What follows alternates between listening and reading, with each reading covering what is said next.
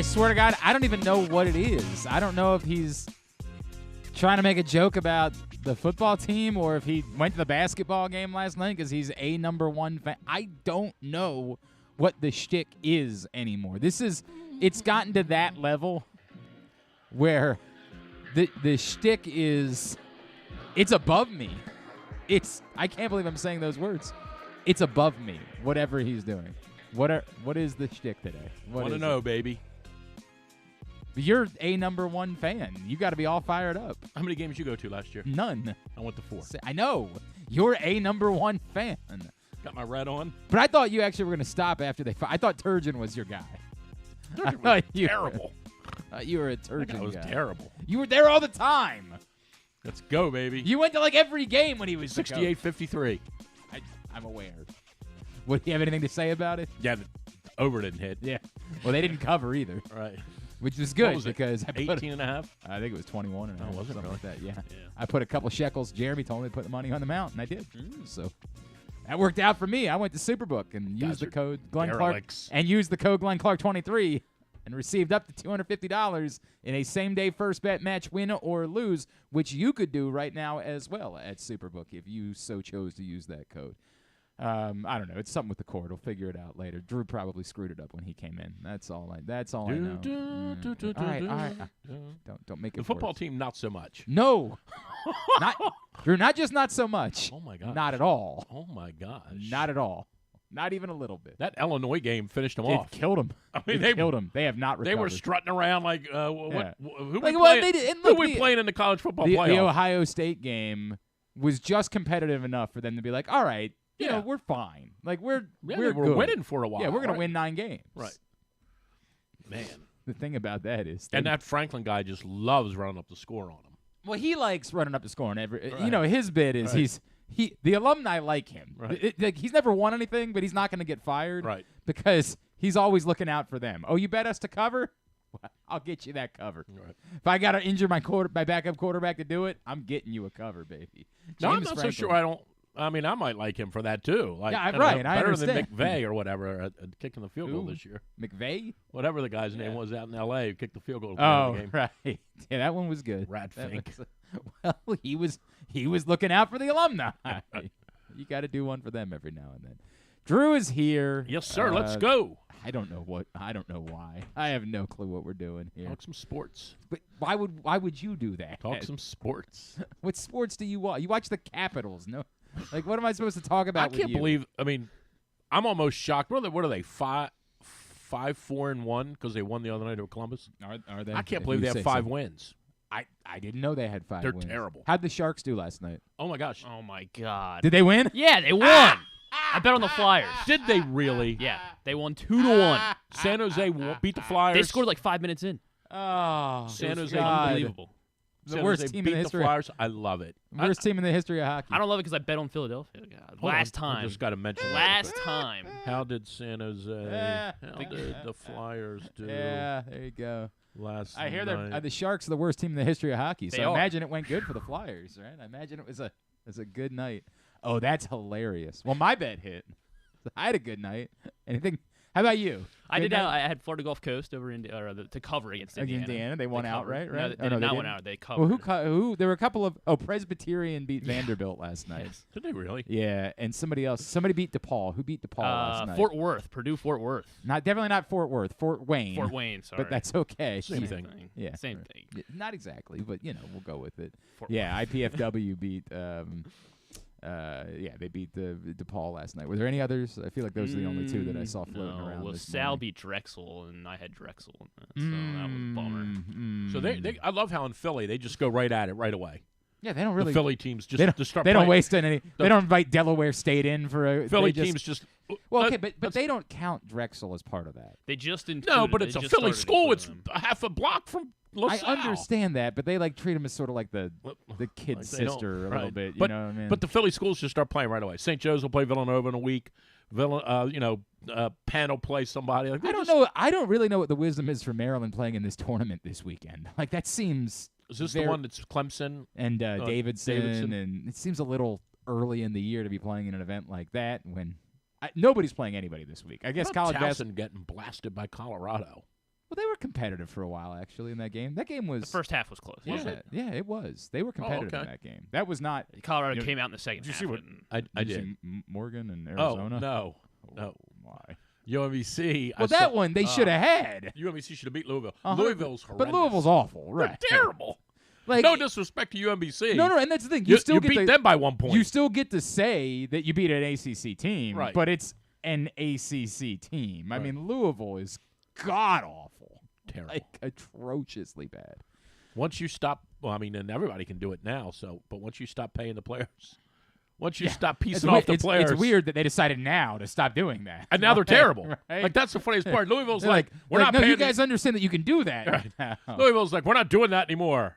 How about all of the gaslighting from Michigan this week? Like, look, and it's unreal. We talked about this. I am not even all that worked up, but I understand that if you cheat, like if you don't punish someone, then there are no rules, right? Like you had a rule. You're going to have to punish them for it. Their bit where they're no longer even attempting to deny it anymore. Everyone they're we're using our signs. They're just trying to, but here's what this guy was doing. And I swear to God, they're about to start like saying, did you know this guy was gay? Like, I swear to God, they're about to go to that length to try to wag the dog and get people to stop It's talking hilarious. It's all the exact. But the Big Ten is partly to blame for this because from Jump Street, they should have just said, okay, you could adjudicate this in 6 hours. Get in a room, go through all the stuff. You know they're guilty. Just decide what you want to do. Do you want to – I don't even care what you do. You can't take wins away from them. I think that's too extreme. But you could say, oh, last year when you won the Rose Bowl, you didn't win that game. Or you figure something out. But they're so guilty. And we now – and I said this to you last week or 2 weeks ago when I was here. Like, you have to – the first thing you have to figure out is how much of this did Harbaugh know? Like, that, to me, is the most pressing question. I disagree with that part. It's the most pressing question. I think that makes it the easiest on them, but the idea that you're going to try to – first of all. No. I'm not saying Harbaugh knew. Of course he did. I'm saying that is the first and most pressing question. But we have all this information.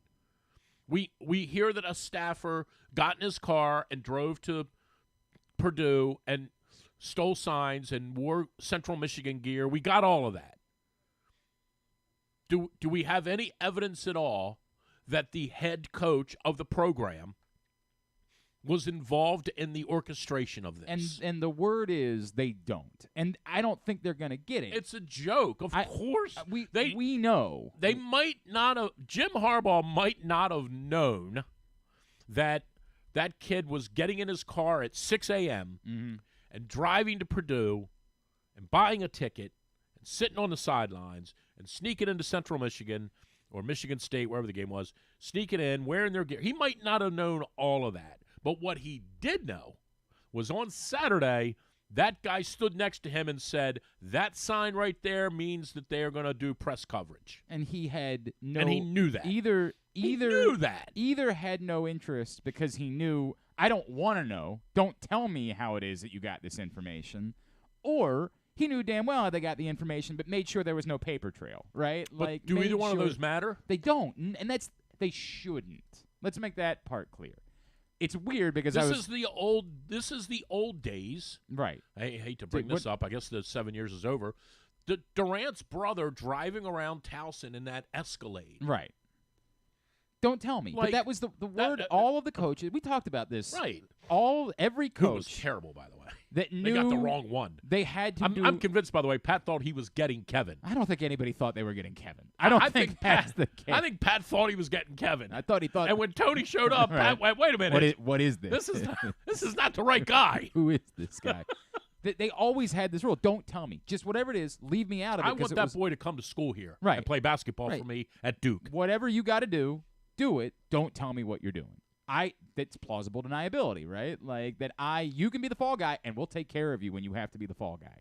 When you're the one who ends up losing their job over this, don't worry. Well, that's what happened to the guy about Sebastian Telfair, the dude from the Vaccaro guy.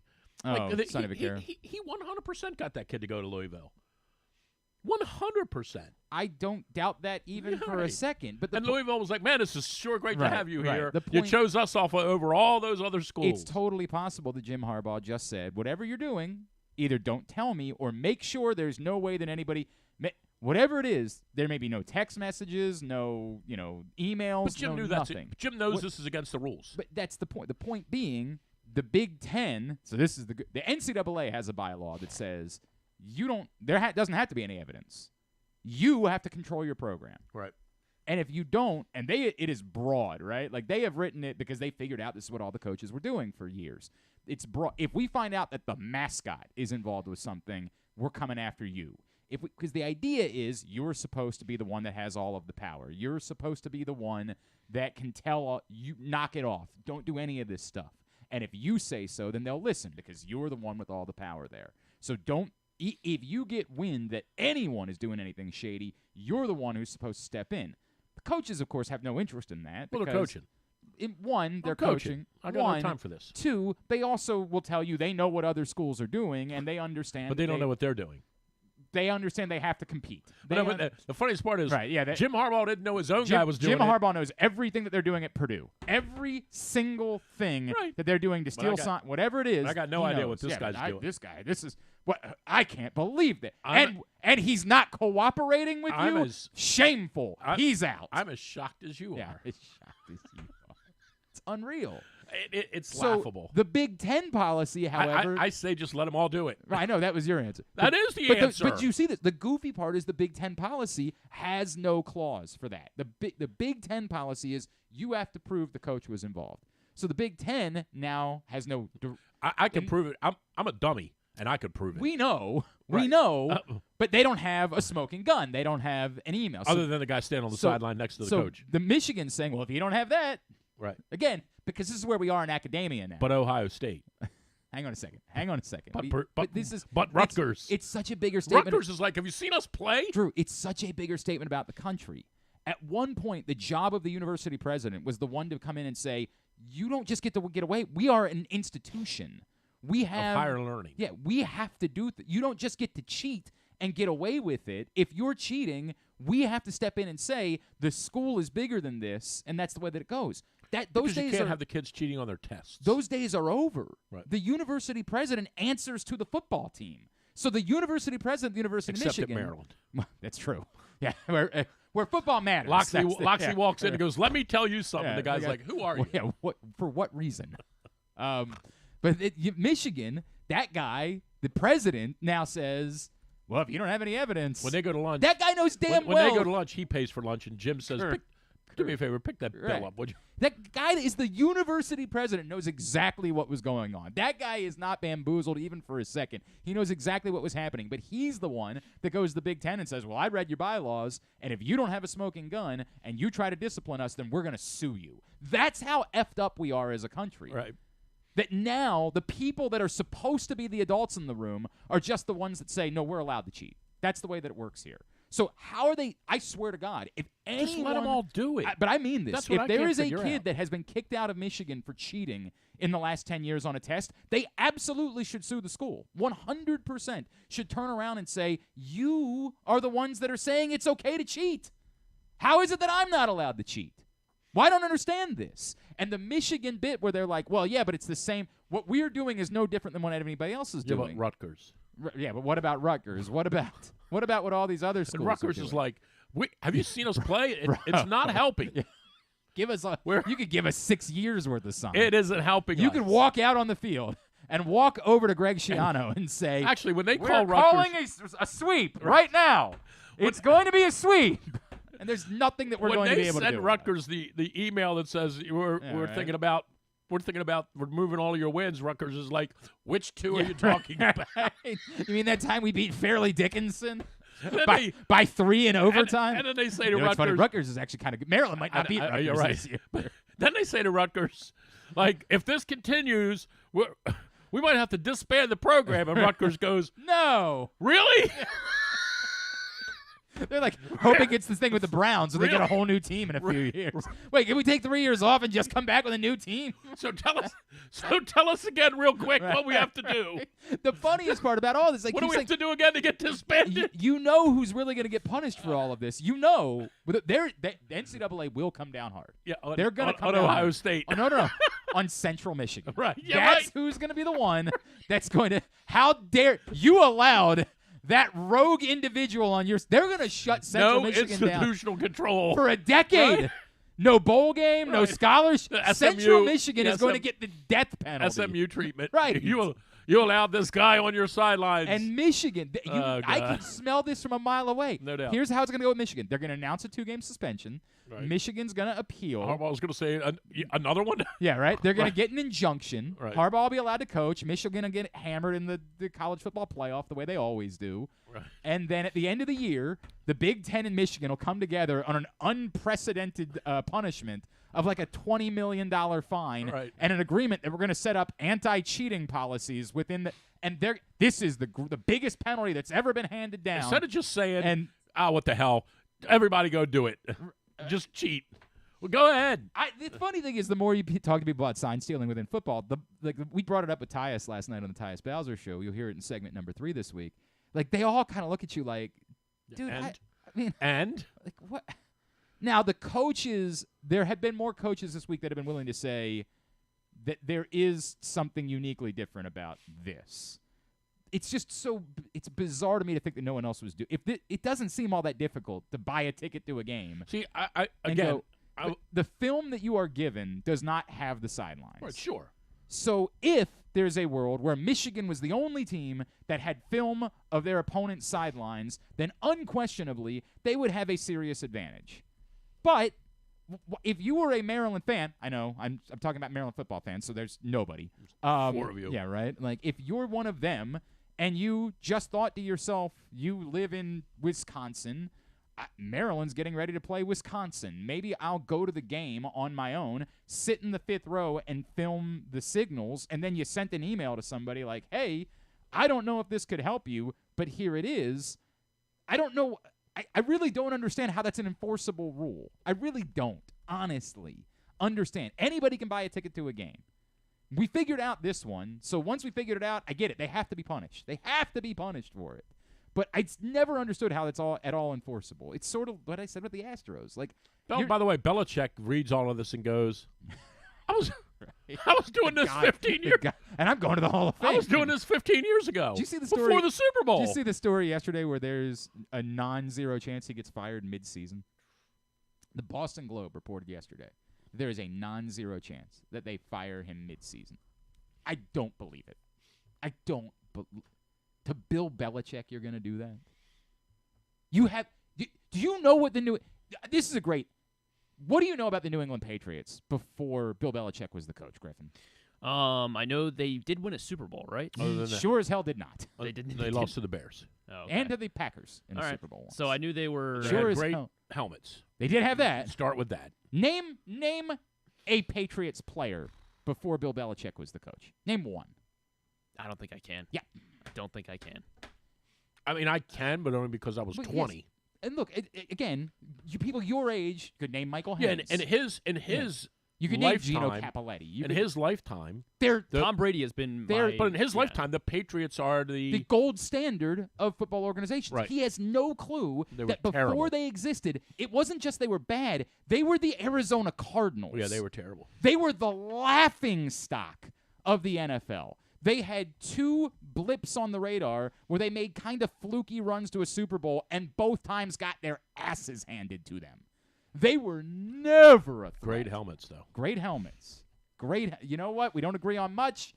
You're obsessed with it, but we agree the helmets are phenomenal. That part we agree about. Steve the Grogan. Patriots, this is like talking about the Capitals before Alex Ovechkin got there. Right. Well, no, you know what? You're right. The Patriots were worse. Oh, way worse. You're right the about Capitals that. were relevant They were, from the late moments. 80s. Yeah, they went to the final. Right. They were a really good team in the late 80s, early 90s. They went to the final. They had that Stanley Cup final run was fluky, and they got their asses handed to them by the Red Wings in the finals. I mean, like, that was fluky. That wasn't – they weren't building to something. It was just sort of something that was a blip on the radar.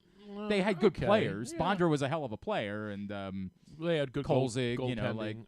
Right. Jim Carrey for a minute. Like, they had – yes, Jim Carrey. Same one. Exactly right. But people his age have no idea that the Patriots were a joke. They were Maryland football. Right. Like that, they were nothing. And so the idea and then they got that quarterback. Correct. But Bill Belichick came along And they got that quarterback. It's obvious now which one was more significant in the story.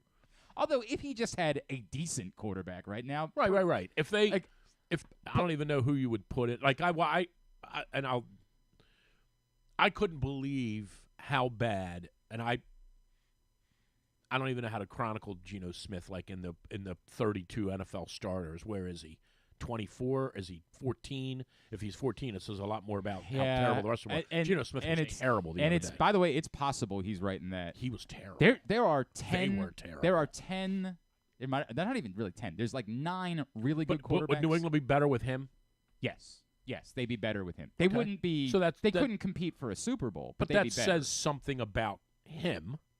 Right? That if Belichick got him. This was his guy. But this is in part. No, this kid from Alabama was the Belichick awful. problem in part is it's Awful. proving that he might not be as good of a general manager as we were giving him credit for. Like, I think for a little while, we were missing the fact that Tom Brady was probably propping up some guy. What would Julian Edelman have been if Julian Edelman was a Chicago Bear? Right. Because Julian Edelman, while not a Hall of Famer, is a Hall of Very Good, and a guy who at some point might end up being in the room to be discussed as a Hall of Famer. He 100% will get in the room. I don't think he'll make it. No, I don't think he's a Hall of Famer. He'll get in the room. But yeah, I think he'll end up being in the discussion for the Hall of Fame. But if Julian Edelman was a Chicago Bear, I don't know what Julian Edelman was. So that's the. But you could say that about. You could say the same thing about Carson Palmer. Like, Carson Palmer would have been, if he would have played for a real team, he would have been very good. I'm convinced it's so funny you say that, though, but Carson Palmer was, if not for the injury, Carson Palmer that single-handedly changed the fortune of the Cincinnati Bengals. That changed his career. We had Jay Gruden on the other day. People forget that, like, again, this goes back to the Bengals were the laughingstock. The Bengals and the Patriots were the laughingstocks of football. The Bengals were an utter, complete laughingstock. Carson Palmer showed up. And helped. They weren't great, but they were legitimate. Like they were in the playoffs. They were. This was things that could Chad Johnson. They had real it was people. not dissimilar to the effect that Matt Stafford had on the Lions. Again, they weren't going to win a championship, right? But they were not dreadful any longer. Then Carson Palmer got hurt and was never the same after that. Although briefly in Arizona at the end, he was pretty good again. Like helps to have Larry Fitzgerald to throw the ball to, obviously. I think that we overestimated Bill Belichick, the general manager.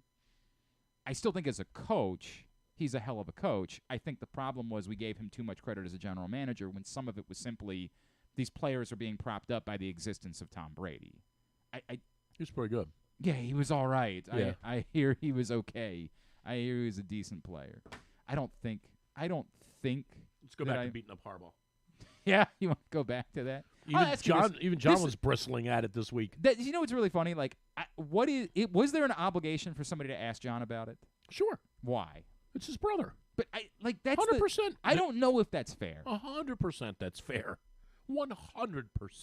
It's a prominent football story involving your brother. 100% it's fair. And it's also fair for John to say, blow it out your rear end. But it 100% is fair. Would it be fair if John's mother was ill and they said something about John's mother being ill? No. This is a football story. That would be my argument with John if John got pissy and said, why'd you bring that up? Because it's a football story. It's like he got mad at me that time about they hadn't scored in the first half. Yeah, but that has to do with his team. That's a very different I understand, thing. But it's your brother, and it's a football story. I'm really torn about it. I've thought about this for some time. I don't know why, but this one is it fair? He has nothing to do with this at Not all. at all. But not even remotely. You're welcome to ask him his opinion on it. He doesn't have to answer it. Okay, but he doesn't have to answer it. But hey, John, if you're saying what is your opinion about it, because sure. I do think that's relevant to the football conversation at all. John, have you spoke to your brother? How's he handling all this and the fact that he has cheated for the last 5 years?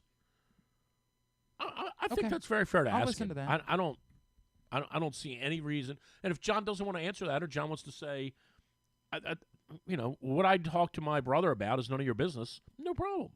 But John can't bristle about a question regarding his brother, and in the same way that if they won the national championship, John is going to be asked, "Have you had a chance to talk to your brother about them beating, Georgia?" John would answer that. Yeah, it's great. Harbaugh, boy. Yeah, he's very excited Nobody about works it, harder right? than Yeah. us. Well, but they would never beat Georgia, so that's not something they would ever Whatever. have to. But like they can't do that. I'm not sure. But it's very fair to ask him. This is all in a way quite comical because all this is the hubbub about By the way, this. you better put that meter up to about 80%. Yeah, you're all bullish about it. Yeah, Someone moved it. 80%. Yeah. What is going on in here? I don't know.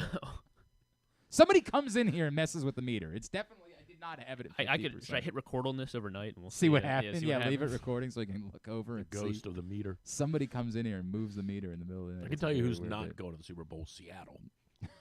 They're not. They were terrible. They were terrible on Sunday. I agree sat with that. The punter. The poor punter. He was ready to leave after the first quarter. We were crushing him. I was 3 rows from the punter. He stood there the whole day. We were annihilating him.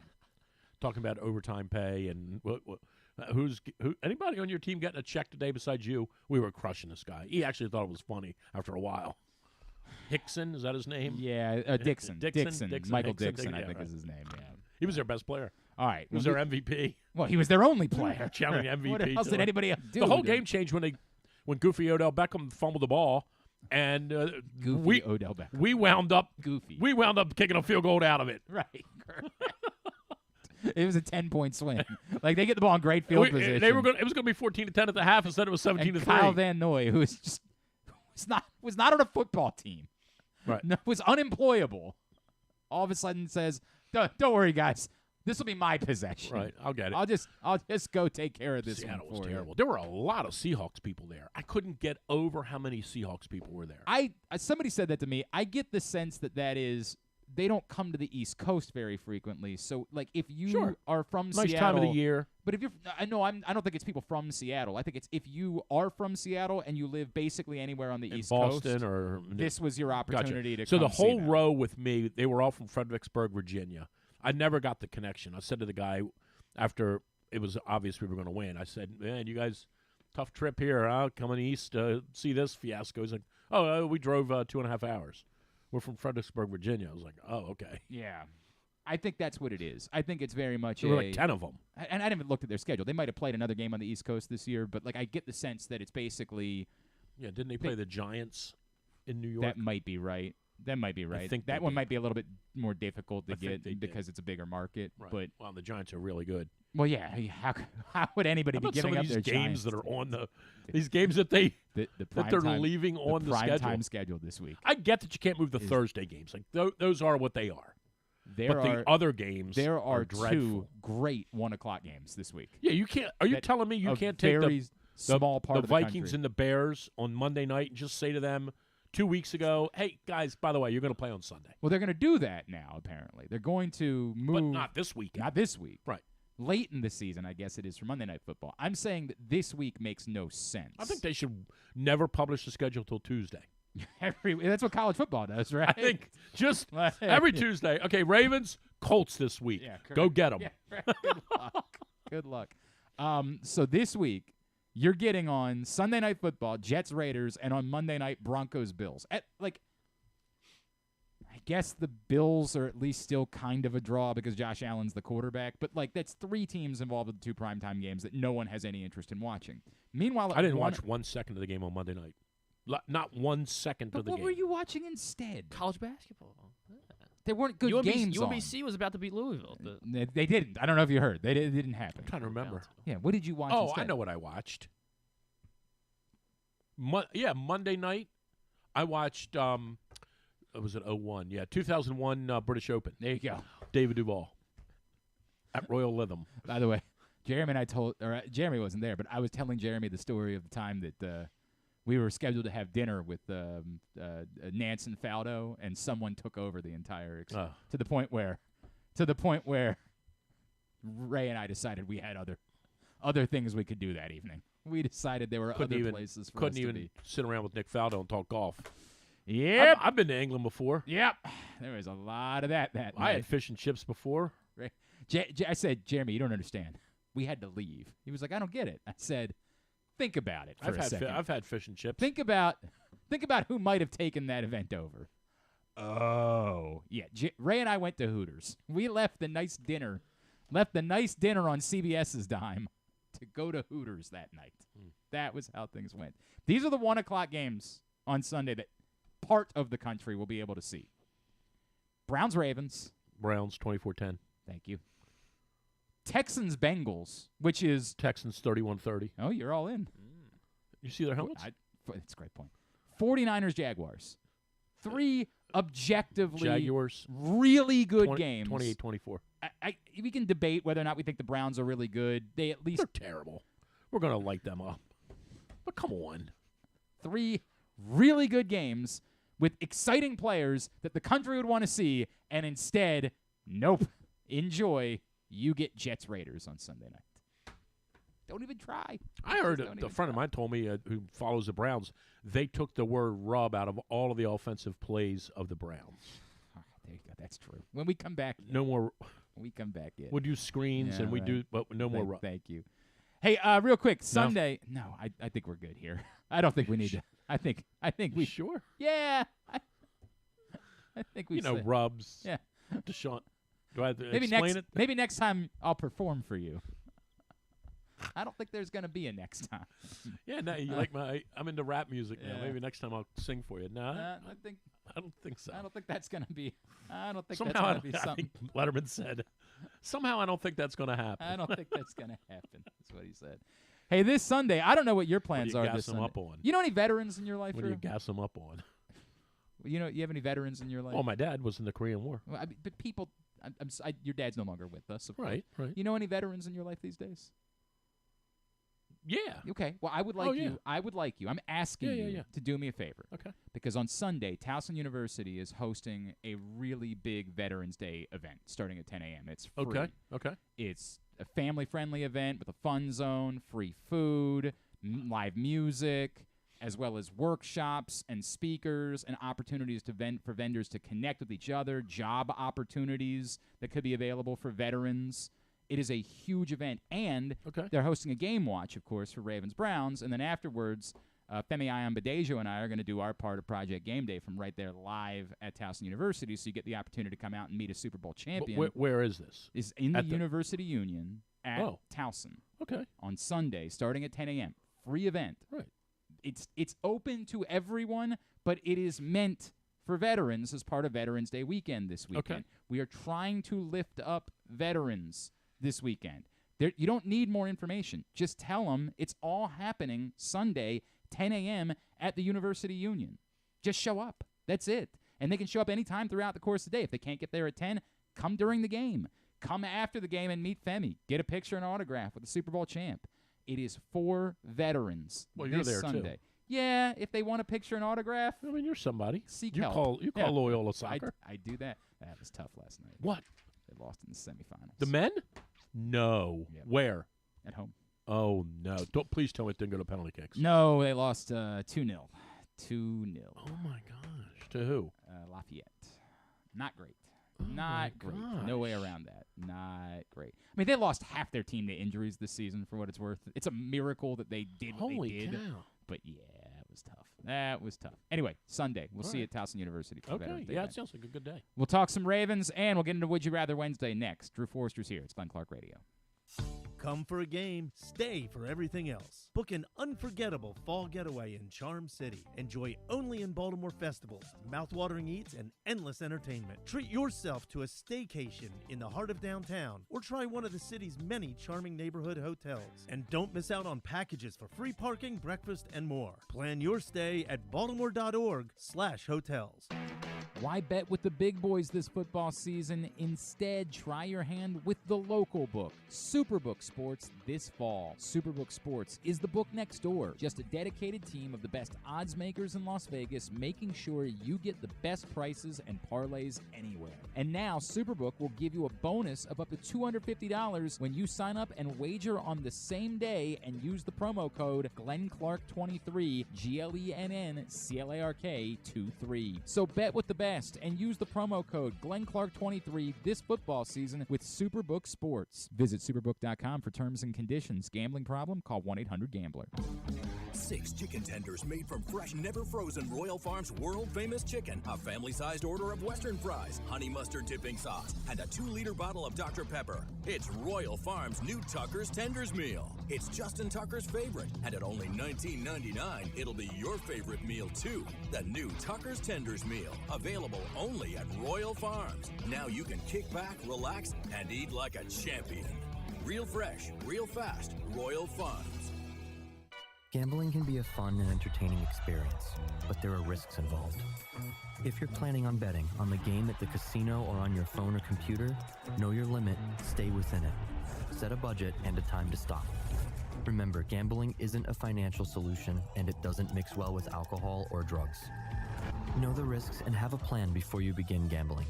For free and confidential services, call 1-800-GAMBLER 24/7 or go to helpmygamblingproblem.org.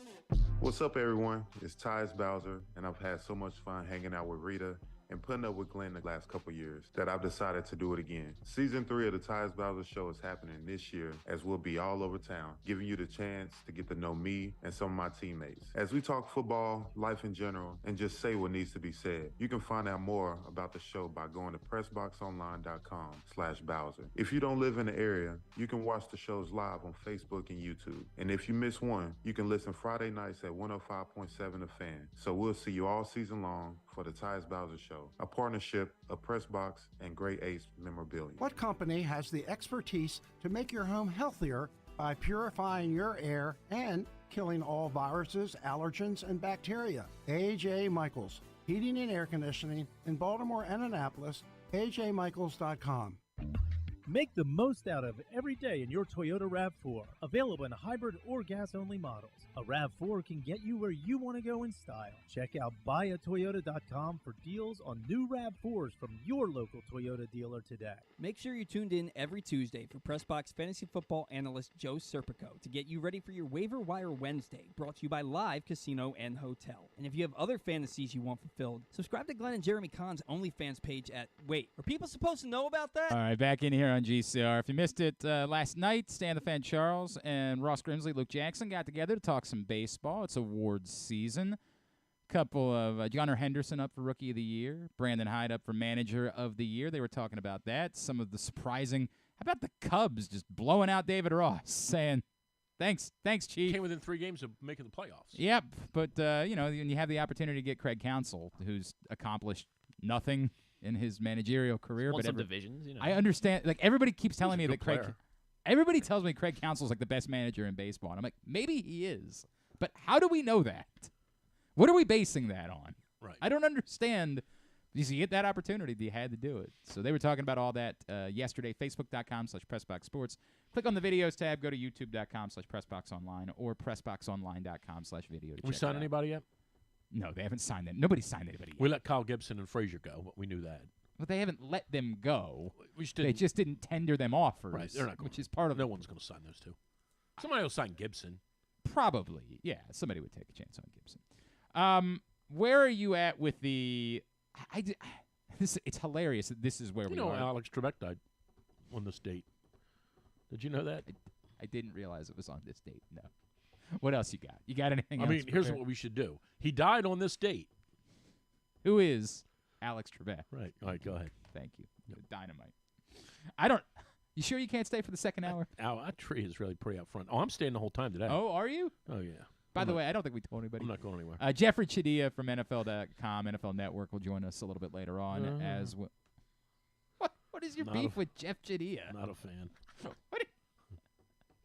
Also, Jermaine Lewis will join us a little bit later on. Tomorrow night, the Maryland State Athletics Hall of Fame induction. Oh, cool. Jermaine is the headliner there, along with Adrian Dantley's going in tomorrow night, as is former Maryland women's coach Chris Weller going into the Hall of Fame tomorrow night. Northern Dancer is going into the Hall of Fame. I don't believe he'll be able to attend. But I love that we're putting horses Don't believe that he'll be able. Well, it's a horse from Maryland. Speaking of Hall of Fame, Shea Duran was at the football game the other night. They all were. The whole. She's the only one that mattered. Dominique Dawes as well. Yeah, Dominique Dawes is in this year's class. You've always loved Shea Duran. But they all were there. I don't know why, but the entire. Phil Stern broke my heart. Why? About her. Oh, because right, yeah. Broke my heart. Not interested. He said, "Yeah, you like Deladon and her? Right. You gotta maybe. Can you read between the lines? Maybe. Like, no, maybe Phil, look into, I'm a dummy. look into Tell a me little what. bit deeper. I know the answer is it doesn't matter. Okay, go ahead. Right, I understand that. Right. Do you think? You don't know that. Do you think the Ravens are the best You team? have in no Do you idea. think the Ravens are the best team in football right now? That doesn't matter. Thank you. Do I think that? Yep.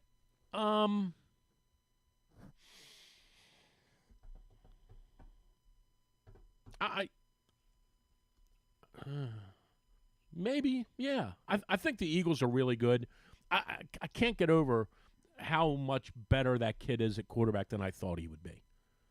That Hurts is a hell of a quarterback. He almost was at Maryland. He is a really, really good quarterback, and I did not. I missed on that one. But yeah, I think the Ravens' defense is very good. Obviously, I keep saying this about the offense. I think the Ravens' offense is good. I think the quarterback is great. Mm-hmm. I don't think the offense is all that good, honestly. But let me stop. Okay. I screwed up there. I think the offense is good. Yeah. People get offended by that. I think they have a good offense. I don't think it's great. I think the quarterback's great. You know what's interesting? I think I'm going to break out in highs. No, I think I'm inclined to agree with you. See the offense as being a world beater. I feel like I would say it a different way. I don't think I think, to your point, they have an exceptional quarterback. They have an exceptional tight end. I don't know how many other exceptional players they have on that side of the ball. While this is one of the more competent groups of wide receivers they've ever put together, it's a very low bar. You just brought up Philadelphia. No one on the planet thinks that the Ravens wide receivers are at the level of the Eagles wide receivers. Those guys are insane. There ain't an A.J. Brown on this roster. Now, to the point, again, Mark Andrews, we do believe, is in the highest echelon. He's either number 2 or number 3 in the entire league as far as tight ends go. We believe he is that upper now that Wilcox echelon. is gone. Right, that's a great point. He was always holding down that number 2 spot. I don't think they have those wide receivers. I still think that they have a remarkably efficient offense. I wrote about this the other day. I went to the game on Sunday, and that's a story for another day. Like, I went to the game, and I remind myself of this all the time. The game itself, when you're there, I think it was different when we sat in the press box, and I don't even know why that is. I feel like when we sat maybe it's because we did have freedom of movement in the press box, and you could go take a leak, and you didn't have to stand in line, and you could time it right. If you wanted a coffee, I can't believe you go to a game. I can't believe you. So that's my point. Like even in the press box, like I could walk over 3 seats and talk to Mark Viviano about kids and running. You can and watch golf whatever stupid golf tournament nobody cares about is on. Yeah. Right.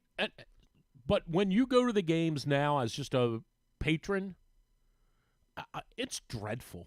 It's awful. It's awful. I said that the other day watching the game. Now, I was with good company. It was hot as you know what on my side of the field. It was almost uncomfortable. It's not a dreadful product at all.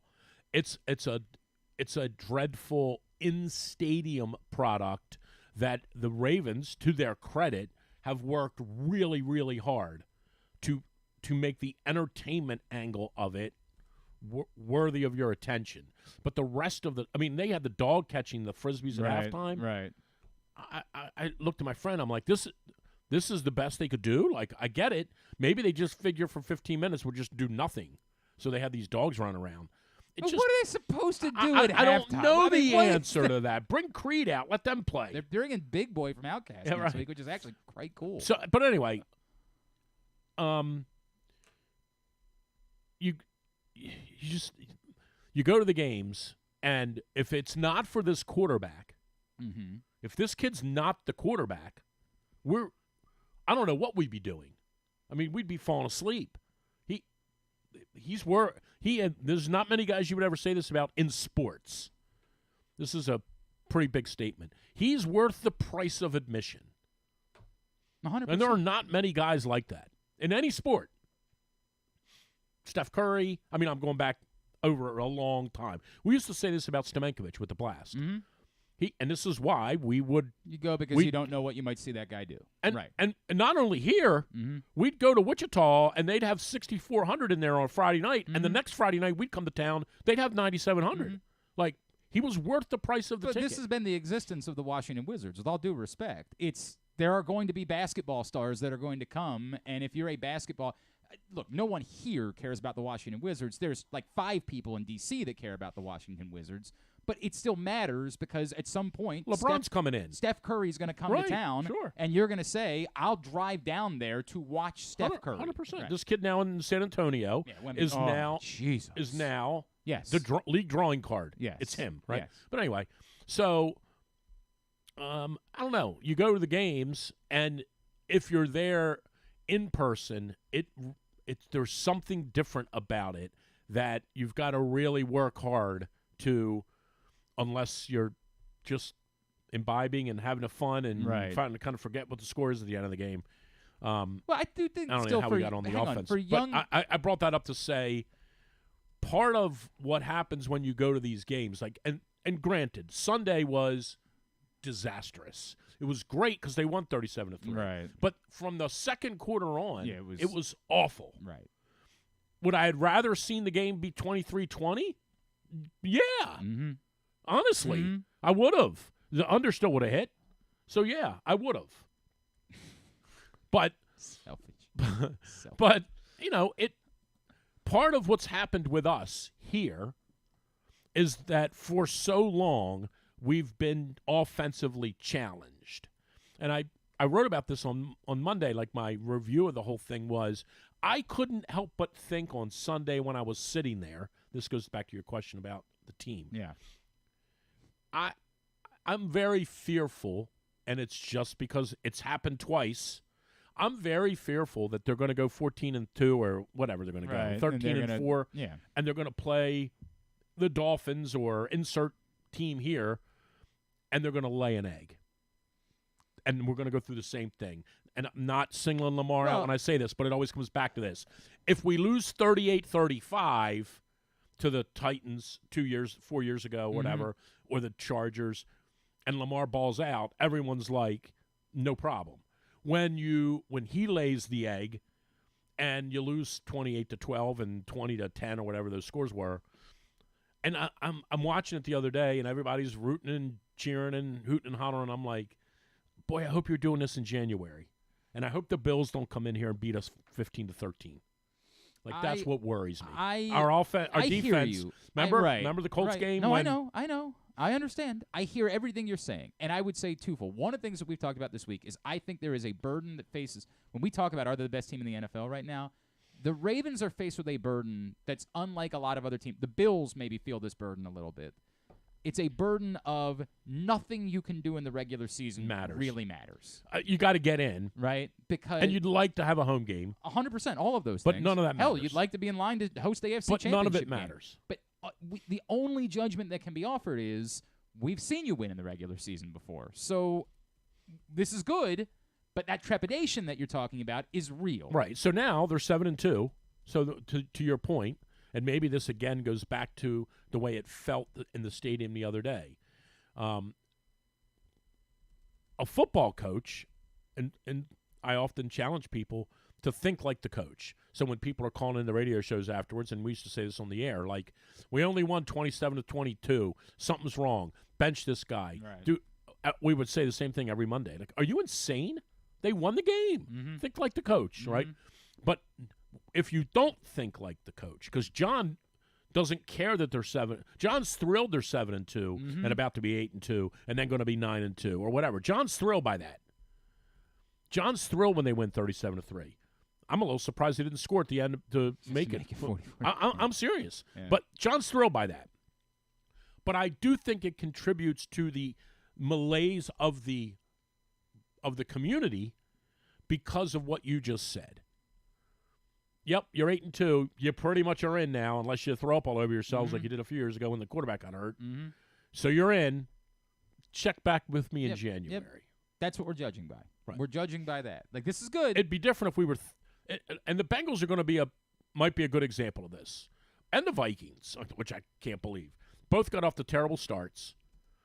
and now starting to rev their engine. And they're going to play games in December that really matter. Really matter. The Ravens might not play a game in December that really matters. Maybe. I mean, they might be. Maybe. The difference might be 11-6, 12-5, or 13-4, and they matter in context. A lot of that'll be dependent on what happens next Thursday night, right? Like if they win next Thursday night, that scenario becomes plausible, right? It becomes the plausible. Jacksonville game might matter because Jacksonville might be 13-4, 12-5. And you're fighting for a, right. But as I watched it the other day, I just felt this huge. It might have just been the game. And the fact that Seattle was terrible and we clobbered them, I just felt this huge lack of energy in the stadium. I don't know, man. It was weird. Okay. Again, I'm willing to acquiesce on the fact that it could have just been the atmosphere because it was 37-3. But the whole fight, that whole stupid song, whoa, whoa, like it's also contrived. I don't know, man. It just felt weird to me. Okay. I can't speak to it because I wasn't there. Yeah. Right. Like I can't add. And anything. I do think part of it is. But yes, we're just gonna wait till we'll see in January. I do think that there is genuine excitement in town. Like I felt that last night when we were out at Guilford Hall Brewery. Look, I have to assume this is the way it is at Georgia with football. You're going to the games to just drink. They're beating Mississippi 51-10. Right. They just are. Right. It's not going to be all that competitive when they play Vanderbilt. They just played Missouri, and it was actually a good game. Yeah, and Missouri was good, right? It was like 30-20 or something, right? But I mean, when you go to a Georgia football game, you're expecting they're winning. Yeah, I get it. It's just a question about how much they win and how much you drink. I get it. And I think they do drink a lot for what it's worth. Hey, today's show brought to you by your local Toyota dealer, buyatoyota.com. The Toyota Tacoma comes in a range of models and trim lines, so you can choose the perfect Tacoma to reflect your unique personality and driving habits. Check out buyatoyota.com for deals on new Tacomas from your local Toyota dealer today. All right, why don't we play Would You Rather Wednesday real quick, and then you can do whatever. I'd rather not. All right. Yeah, go ahead. Hit me. Someone who participates today, and the scenarios Hit are up me. at Glenn Clark Radio on Twitter and Facebook.com/Glenn Clark Radio. Someone who participates will win a shirt of their choice from our friends at Birdland Sports. Number one, he was out with us for the Tyus Bowser Show last night. Would you rather the Ravens sign Justin Madubuike long-term, but lose both Patrick Queen and Geno Stone via free agency, or they sign both Queen and Stone long-term and pull off a tag and trade with Madubuike? Well, now you're going to make me give an opinion on all three of these people. I think this kid, the lineman, is a hell of a player. He's clearly had a huge surge in the last 2 years. I also look at him in the same way that when Michael Pierce left and Brandon Williams left, like Pierce in particular. Like Pierce left, where'd he go? Minnesota? But he was hurt. He didn't play. But he went. But as it turns out, he's still very good. I just feel like those guys are kind of a dime a dozen. I really do. Okay. I really do. A lot of people think this guy is more like Haloti Ngata. A lot of people think that this is, in fact, the numbers would suggest he is. See that. Okay. The numbers would suggest not only is he better than Haloti Ngata, the numbers start to suggest that he is more comparable to Aaron Donald. And I just don't see that. I am. That's very reluctant. That's to go local there. Ravens bias. It's not local Ravens bias. It's the tangible numbers. I am reluctant. You and your nerd friends. Right, my nerd friends. Yes. Anyway, I think they're going to try to keep Queen, personally, and I know what the logic is. I wrote about this today. That you can't have $200 million linebackers. I hear you. I think they're going to try to keep him. I'm not saying that he might not get 150 somewhere else and leave, whatever the number is. I think they're going to try to keep Queen. I think, I'll say this in the nicest way I can say it, Geno Stone's just a guy. He's not. If he gets hurt, 6 interceptions. I know he does. But if he gets hurt, the one the other day I could have called. Well, I could have. Could make that field goal. I made that field goal. No, you didn't. Went right in the middle. Didn't happen. So I'm not if you said rank them in terms of how enamored you are with them, it would go Queen, Madubuike, and so you would Stone. rather have Queen and stone. Yeah, because I really would like to have Queen. All right.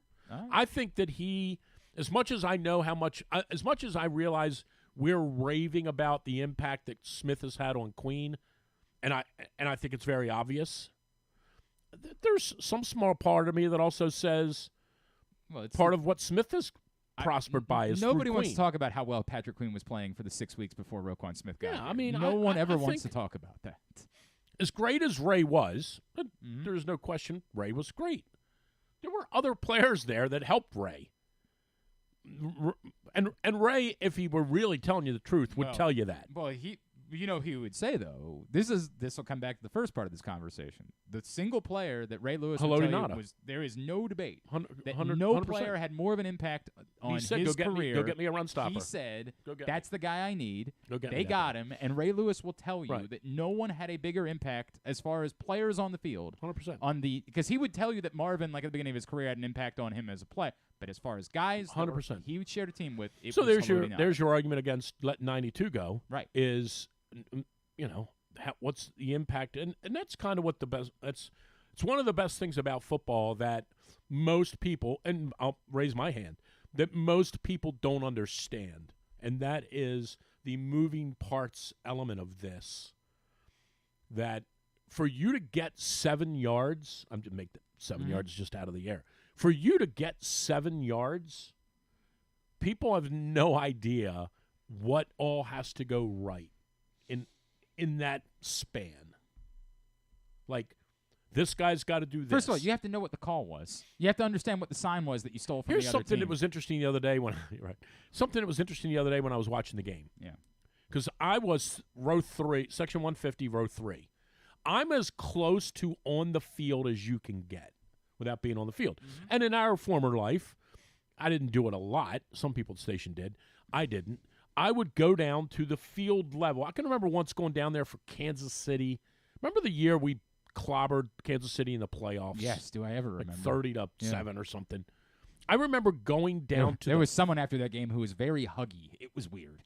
I remember going down to the field level with 3 minutes left, and the stadium was empty. Right. And I remember being down there and being amazed at how fast it was. Oh, it's insane. It's the power and the speed. It's like watching a car train wreck, crashes. right? Yes. So Sunday, I'm in row 3, so people can't see when I'm sitting here, but I'm from here to that sidewalk from the field. Like there's the sideline, there's the players walking around. We're yelling at the punter. He hears us. There's the field. I can't get over how little you can hear. And how these teams, how Geno, now he didn't do it the other day because they only scored 3 points, how Geno Smith ever conveys information to those guys. It's nuts, right? Yeah. It's nuts. And it works. Yeah. Here's the funny part. It didn't the other day, but you know what I mean. Right. It works. Somehow, these guys are so well-oiled, even though we can't really hear what's going on, we get the snap right, the blocking works right, and it's just kind of amazing to be there and watch it that close and to see how much has to go right in order for these plays to work. It goes back to your thing about 92. Like, without him, Roquan Smith would still be a good player. Does he go from a 9.2 to a 7.2 or from a 9.2 to an 8.7? Like, how much of Roquan Smith is because that guy's plugging it up? Do they think that Travis Jones is just the next? Sure. Right. And I don't know. We got to fly through these because Jeff Chadiha is going to move us, join us here in a second. Whatever. Next 8. Let's pretend salaries aside. Okay. Salaries have nothing to do with it. For the next 8 years, would you rather have Josh Allen as your quarterback or C.J. Stroud as your quarterback? I would say based on what you've seen, C.J. Stroud. Okay. Based on what you've seen. Small sample size. Based on what you've seen, I would say CJ. You're buying in that he is this, like he's this guy. Okay, so here's the thing, right? And I say this all the time. I don't watch college football. I very rarely watch it. I don't watch it with any kind of discerning eye. He only barely beat Maryland, so I don't know if that might factor into your. I just don't watch it enough to say, but I put an immense amount of stock in where they get picked because I know these people that work at One Winning Drive. I know how much they know about football. So when this kid gets picked number 1, have there been mistakes? Of course, but this doesn't look like a mistake. This kid looks like he didn't go number 1. No, but I'm saying he was there in the first pick. Yeah, he was their number. It was number 2. But he was their first pick. He looks awfully good. He does look awfully good. All right, and then I'm gonna skip number 3 just to get to this one because we got to get to our guest. We don't have to take a break, so we can go ahead. You show up for where do you guys host Thanksgiving? We're going to watch Calvert Hall beat Loyola, and then we're going to go to Hagerstown. You go out to so you go out to see her family after the 31-10 win. So you show up. Loyola's pretty good. They are good, actually. Yeah, it'll be a good game. Yeah, it doesn't matter what the records are of the two teams. Loyola gave Spalding a fit. It doesn't matter what the record is of the two teams, by the way. Yeah, it tends to be it's going to be a football game no matter what. All right. So you show up for the family Thanksgiving dinner, and whoever was in charge completely forgot to do Thanksgiving dinner. Chinese. So instead, well, no, Chinese is closed that day. I'm sorry. Instead, no, it's not. Stop. Just okay. stop. Oh, gotcha. Your options are you're either having spaghetti for dinner on Thanksgiving. Homemade? You mean? Yeah, whatever. We're going to make it. They're going to have spaghetti in the house. They say, "Oh, we forgot to do dinner. We're going to make some spaghetti." Or you could have this delicious DiGiorno Thanksgiving pizza that they have there at the house. Which would you rather? Well, wait a minute. Put it back. There you go. So there's turkey. Yeah, there's green some beans. stuffing, I think. Yeah, little yams, it looks like that are on there. Some cranberries on the Thanksgiving pizza. So those are your options. You could have some spaghetti on Thanksgiving, or they just happen to have 5 of those things in the freezer, and you roll them out, and you have some Thanksgiving pizza for Thanksgiving. I think I'll do the spaghetti. You're going with the spaghetti? That pizza doesn't look very good. All right. Are you staying, or are you rolling? I mean, all right. You need some help. That's a great point. Great point. This guy wants to talk football. Drew, I know. What are you going to do? Right. Drew Forrester, Drew's Morning Dish in studio with us here on a Wednesday. Would you rather Wednesday edition of the program? Let's break down that Jets-Raiders game. No, we're not going to do that. Our next guest this week at NFL.com says that the scariest team in football is the Baltimore Ravens. Says Lamar Jackson's the first half MVP. It's always a pleasure to welcome back to the program our friend, Mr. Jeff Chadiha, who's back with us now here on GCR. Jeff, it's Glenn in Baltimore. It's great to catch up with you as always. Drew's here with me today. Thank you for taking the time for us. No problem. Always happy to be on with you guys. So the scariest team in football, the Baltimore Ravens. I know the results have been good of late. They don't have, they don't have the wide receivers that some other. We were just talking about it earlier. They don't have A.J. Brown. They don't have Jamar Chase out there. Why to you are the Ravens the scariest team in football? Well, you look around the teams that have been playing so far, they've probably been the most consistent. They've probably looked at the most adversity. They obviously have one of the best records in the league, and they have a quarterback who is certainly in the MVP race, along with the defense that is the best in the NFL right now in terms of points allowed. The NFL is very weird this year in that we finally got to a place where defenses have become more prominent. Quarterback play has taken a downturn, and coaching means more than ever. And so if you've got a good defense, you got a good coach, you got a good quarterback, you got a pretty good chance of winning a championship. And when you beat teams like Detroit and Seattle by a combined score of 75-9, this is a lot about what you're doing. Griffin, can we just see if it's I apologize. Jeff's in a bad cell spot. We understand technology is what it is, and he's very kind to take the time for us. I just don't want to end up having a conversation and nobody being able to hear him. But I'm inclined to agree with him, Drew. Like I still what you said earlier, I don't know ultimately what matters more. Does it matter more to be the team that's playing the best, most complete football, or does it matter more to simply have the offense that you feel confident that you could score touchdowns on every drive in the fourth quarter if you're in a shootout type of game? Well, I mean, you want the offense. I know everyone always talks about defense. Defense wins championships. Defense wins championships. As we've seen with the aforementioned playoff issues, you got to score points.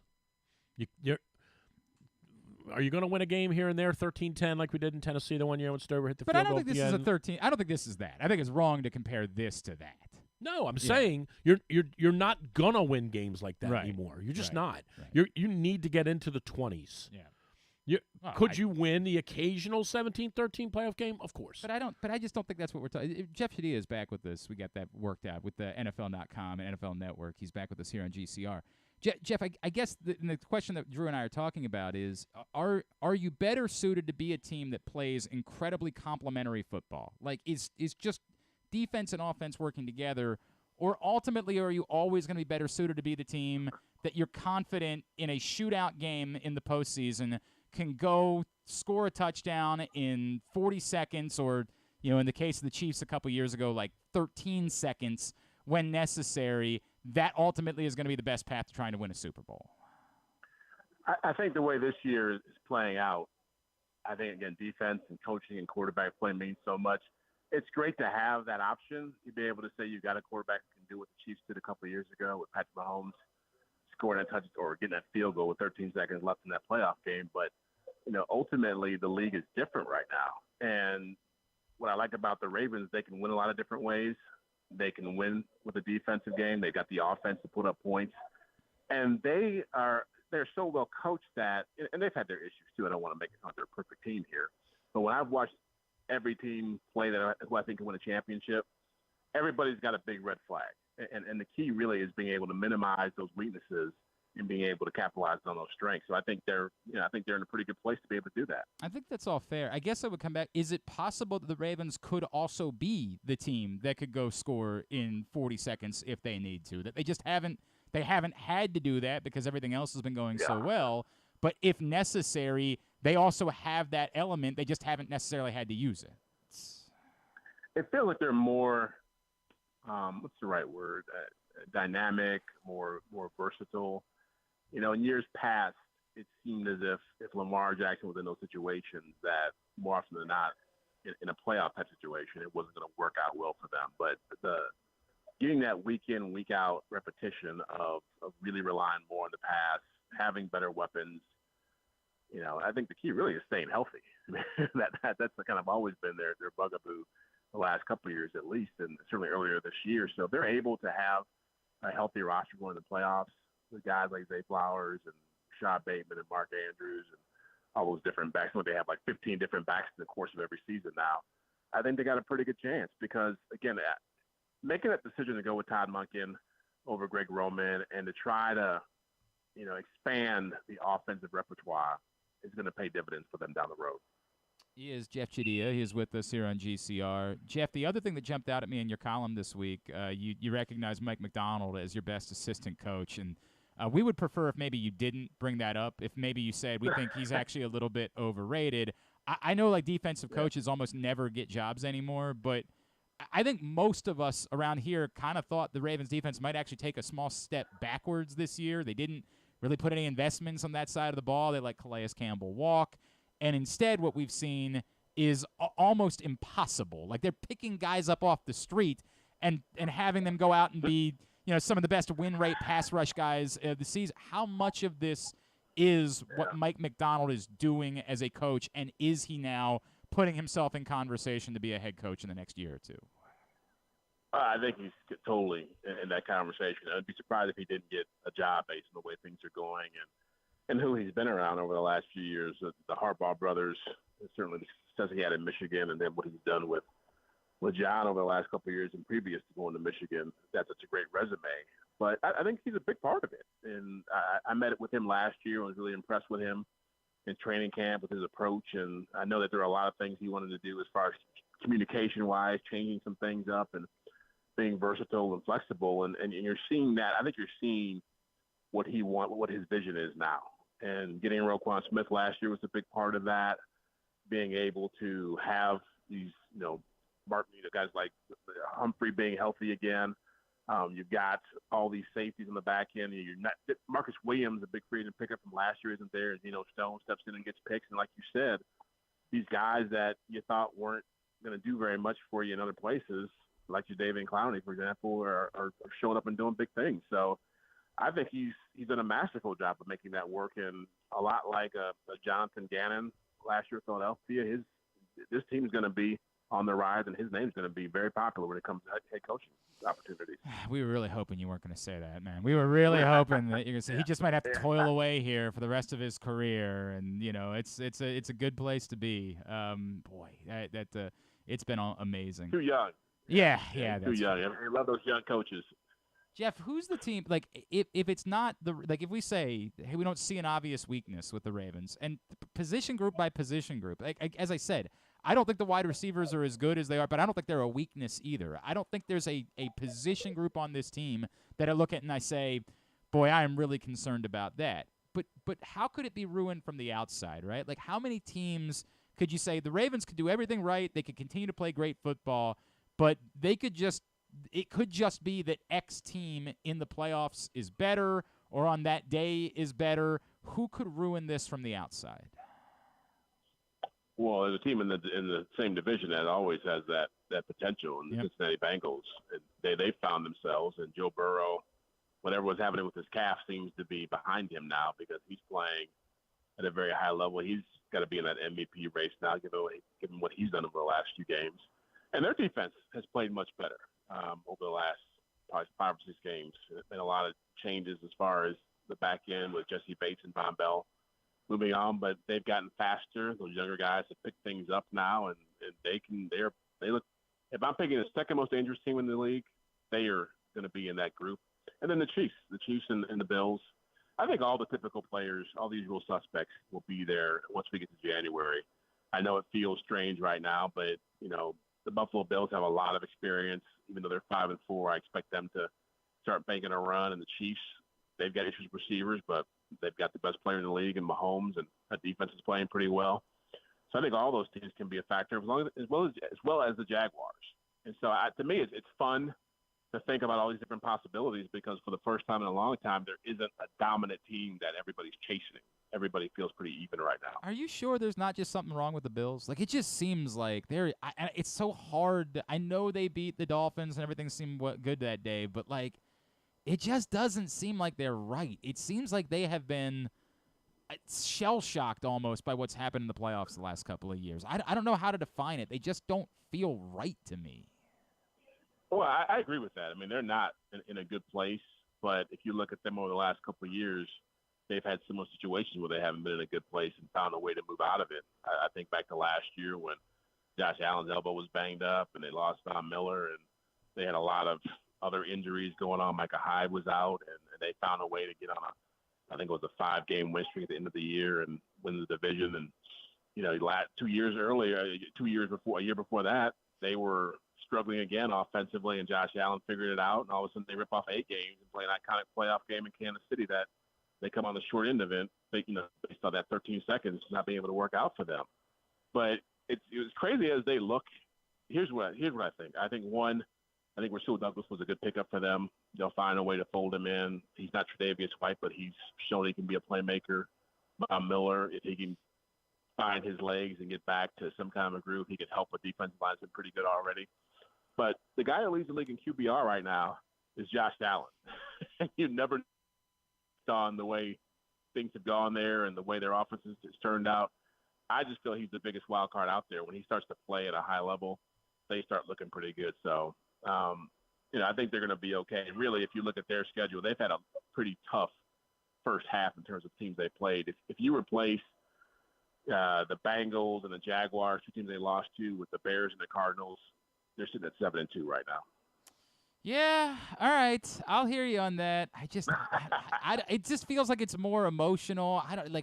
We never really ever got to the bottom of the whole Stephon Diggs thing in the offseason, right? Like, it just feels so weird to me. It's so weird to me what's going on. Yeah. I don't know. Yeah, a lot of drama around there. Yeah, a lot of drama over the last year and a half. Jeff, how many teams from the NFC actually have a chance at winning a Super Bowl? Like, not just teams that could be there. I mean, like, how many teams really could win a Super Bowl in the NFC? 3. Actually, I'd say 4. Really? I'd go Philly, Dallas, Detroit, and San Francisco. Okay. I mean, Dallas, Dallas is certainly is the wild card in there, but I feel like they had a tough loss in Philadelphia, and everybody's piling on as they usually do with them. But there's a lot of talent there. I feel like they're closer to where they want to be than people realize. If they can find a way to keep expanding their offense, like for some reason Tony Pollard has gotten lost over the last 5 or 6 weeks. He hasn't scored a touchdown since week 1, and I think he hasn't rushed for more than 53 yards in any game over that 5 games or last 5 games. So if they can find a way to get him going and be more balanced, they're asking so much of Dak Prescott right now, but the good thing is he's responding, and CeeDee Lamb is responding. And even with Trayvon Diggs down, they're finding a way to make plays on defense. It wouldn't surprise me if they got better as the season went on. All right. I still feel like, again, they've got to prove. It's almost the Ravens thing, right? We were talking about this, Drew and I, earlier. Yeah. Like, the Ravens have to prove it in the postseason. All of this is great, right? This is all wonderful. But there's still that small part of, yet in the Lamar Jackson era, they haven't been able to do it in the playoffs. Like, there's still a bit of that, and I think it's the exact same feeling that I have about the Cowboys right now. Yeah, no, it's fair. I think they get talked about so much nationally, and it seems like every time you turn the TV on, there's a discussion about Dak Prescott or the Cowboys or Micah Parsons or Jerry Jones, and so I think there's a lot of they're under the microscope so much that you begin to feel like they aren't deserving of being a team in that conversation. But I put them in there just because, look, the Niners have lost 3 straight games. The Eagles are a really good team, but their defense, their back end especially, has had issues, and Detroit just hadn't been there yet. And so the way this league is going, it wouldn't surprise me if they got some breaks, caught a team that had some injuries, and started to advance. He is Jeffrey Chadiha. We have just retweeted his first read column, which features a lot of Baltimore Ravens in it. Jeff, what else can we plug for you that you got going on right now?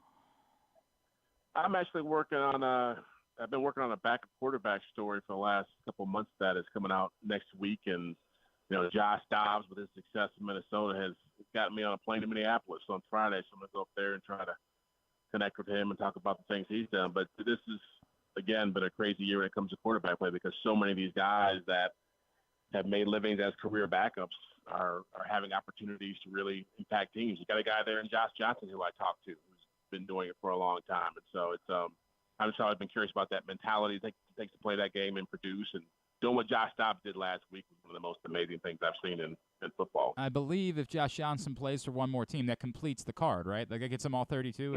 Isn't that the case at this point? He might be there. Man. It's like a passport, right? It's unbelievable. And he's got leagues that don't even exist anymore. He's got teams from those leagues too. It's an incredible career. At Jeffrey Chadiha, it's JeffreyChadiha. At Jeffrey Chadiha on Twitter is how you follow him. Jeff, always appreciate you, man. Thanks for taking the time for us this morning. Same here. Thanks a lot, guys. Appreciate it. Jeff Chadiha, NFL.com. Thanks for that. I got to tell you, that might have been your finest interview. That might have been the best interview you've ever done. I'm footballed out. Yeah. What are you going to do for There's 3. Talk to me in January. Talk to you in January. That's what you got. Jermaine Lewis is going to join us next. Do you want to talk to him? Nah, I'm good. You want to go? No. You're just gonna if there's something that interests me, I'll let you know. Very good. Jermaine Lewis. How many of the Ted Lassos did you see? All of them. You saw them all? Wait, have you started watching Wrexham yet? No. I'm not a big soccer guy. What'd I do with that? I'm just not. What is That's boring. I don't. They don't score. I don't know that I understand you. I just don't know it. Is Ryan Reynolds in the show? Yes, very much then in the I'll show. watch it. Yeah, he's handsome. He's very handsome. I didn't mean it like that. I'll say he's a good actor. I'll say it. Barney but Rubble. This isn't really acting. All right, we'll talk about it another time. Hey, real quick, I just got word. We have finalized that the next Tyus Bowser show on November 21st will be back at Mother's in Timonium. Mother's North Grill in Timonium for the next Tyus Bowser show. Tuesday, November 21st. Hope you will come join us for that one. We had a massive crowd for the last one. Come join us Tuesday, November 21st. Thanksgiving week, you got folks in town. Bring them out to meet some Ravens, as we will be there. It's a partnership of PressBox and Great 8's Memorabilia. It's all brought to you by HelpMyGamblingProblem.org, AJ Michaels, and Superbook Sports. Jermaine Lewis next. It's Glenn Clark Radio. The latest edition of PressBox is available now. On the cover, Todd Karpovich profiles the Orioles' survivors, Anthony Santander, Austin Hayes, Cedric Mullins, and Ryan Mountcastle, who all came from the previous regime but stuck through tough times to be key pieces in guiding the franchise back to prominence. Also inside, we remember the iconic Brooks Robinson with tributes from Jim Henneman and myself, Stan the Fan Charles, and a trip down memory lane to remember the most significant moments of his career. Plus, we meet players from college basketball programs around the state. Pressbox is available for free at over 500 area locations, including 60 Royal Farm stores, and you can always find the entire edition, as well as the best daily coverage of the Orioles, Ravens, and Terps at PressBoxOnline.com. Visit Harford County. Gear up for the holidays by supporting local with Small Business Saturday on November 25th. Take in the dazzling sights of the season with a Ladue Christmas at Ladue Topiary Gardens. Enjoy holiday lights, sing along to holiday songs, reserve a carriage ride, and sit on Santa's lap in Bel Air's Winter Wonderland, happening every Saturday from November 25th until December 16th. Nothing sparks that holiday joy quite like a festive parade. Head to visitharford.com and click on Events to see the full list of parades and so much more. In Maryland, you're welcome. Gambling can be a fun and entertaining experience, but there are risks involved. If you're planning on betting on the game at the casino or on your phone or computer, know your limit, stay within it. Set a budget and a time to stop. Remember, gambling isn't a financial solution, and it doesn't mix well with alcohol or drugs. Know the risks and have a plan before you begin gambling. For free and confidential services, call 1-800-GAMBLER 24/7 or go to helpmygamblingproblem.org. Whether your focus is luxury and comfort, convenience and technologically advanced connectivity, or sporty performance and aggressive styling, we've got the perfect Highlander for you. Check out buyatoyota.com for deals on new Highlanders from your local Toyota dealer today. There's so much focus on sports betting these days, but I want to talk about an area that nobody wants to gamble on, where you choose to go out and spend your hard-earned dollars to eat. The Costas Inn is no gamble at all. The quality on their menu is outstanding, and the value is off the charts with a great and varied list of specials Monday through Friday. And the staples of the menu, whether it's salads, burgers, fish, they're all fantastic. And I haven't even mentioned the crabs or crab cakes yet. So check out the menu for yourself at CostasInn.com. When choosing a place to dine, never gamble on the food you put in your belly. The Costas Inn at 4100 North Point Boulevard, or call 410-477-1975 for reservations and your steamed crab orders. 6 chicken tenders made from fresh, never frozen Royal Farms world-famous chicken, a family-sized order of Western fries, honey mustard dipping sauce, and a 2-liter bottle of Dr. Pepper. It's Royal Farms' new Tucker's Tenders Meal. It's Justin Tucker's favorite, and at only $19.99, it'll be your favorite meal too. The new Tucker's Tenders Meal, available only at Royal Farms. Now you can kick back, relax, and eat like a champion. Real fresh, real fast, Royal Farms.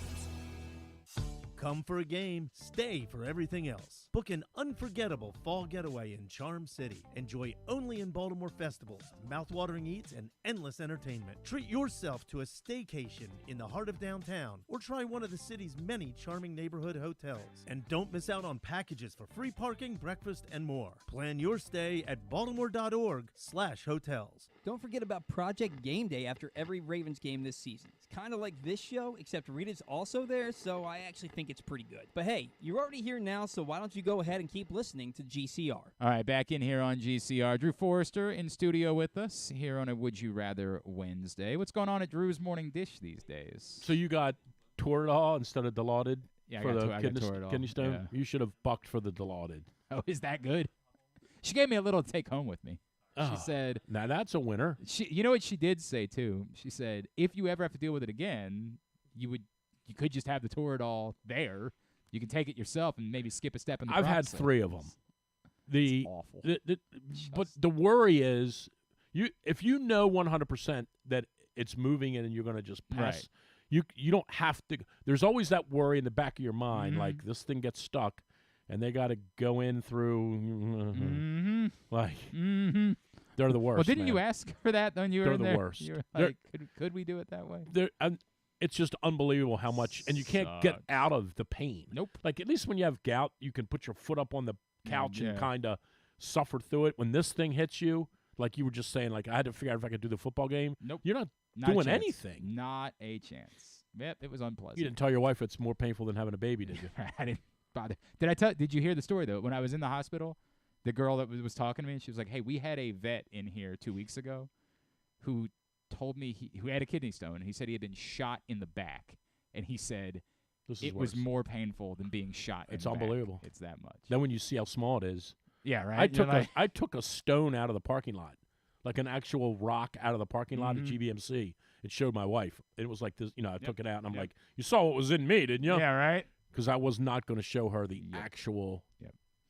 Hey, tomorrow night, Drew, the new class of the Maryland State Athletics Hall of Fame will be inducted, and it's a great group. Adrian Dantley, Dominic Dawes, Harold Solomon, Northern Dancer, Scott Garceau, former Maryland women's coach, legendary Chris Weller, and our next guest, who is really unique in this conversation. Why did it take them this long to put Jermaine Lewis in? It's a very fair question because I have a word with them. There are very few people that check every box.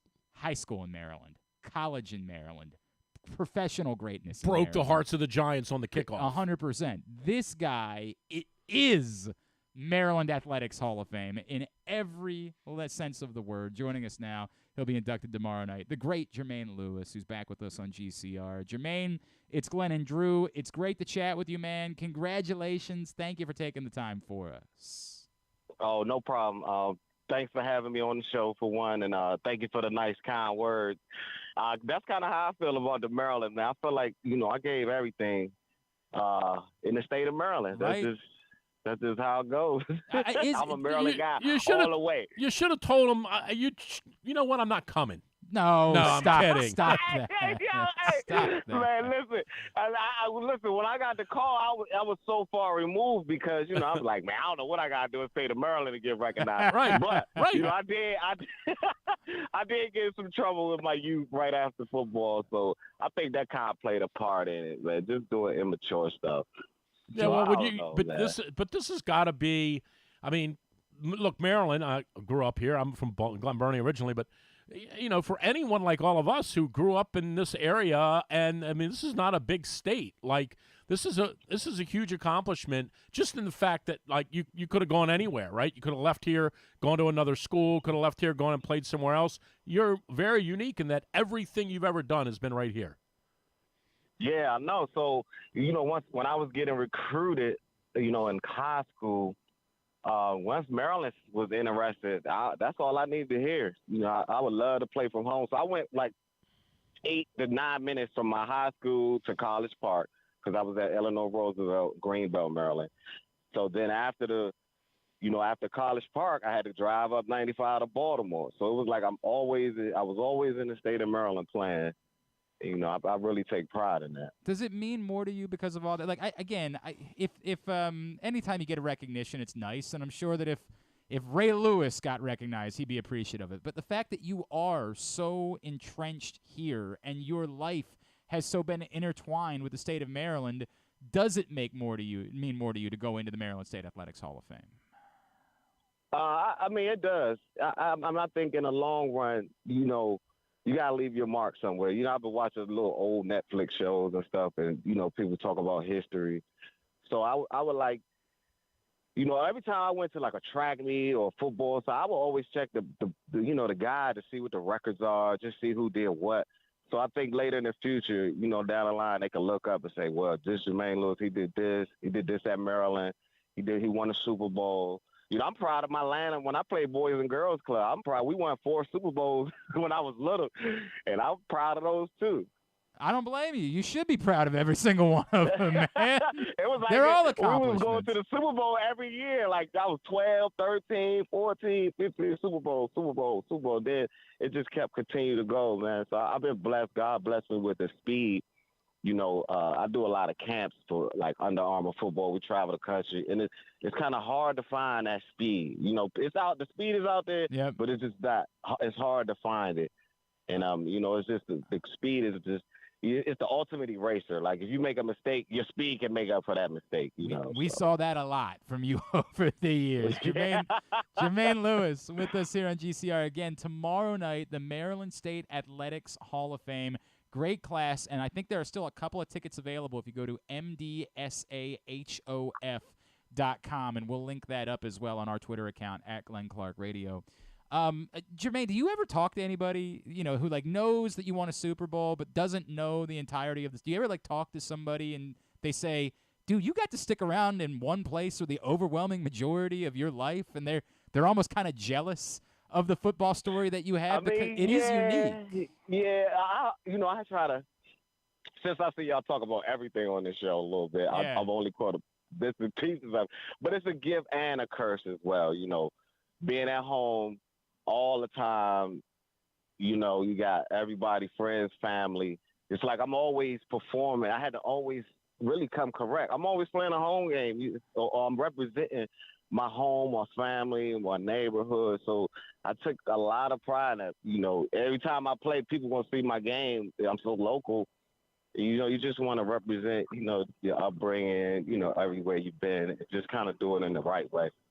You mentioned speed a second ago. I know that you have stayed connected to this area. I don't know how much you're watching the Ravens every week, but there's a really cool story that's unfolding at the moment with one of your former teammates' sons.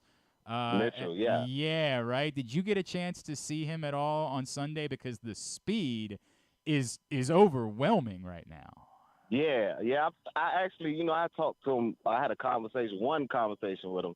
His father was concerned, you know, after minicamp was out, he didn't want him to have any idle time, you know, in between that time and the beginning of training camp. So I kind of just talked with him a little bit and just tell him, you know, you only really, when you're an opportunity, you get one shot at the money sometimes. You know, I say that a lot.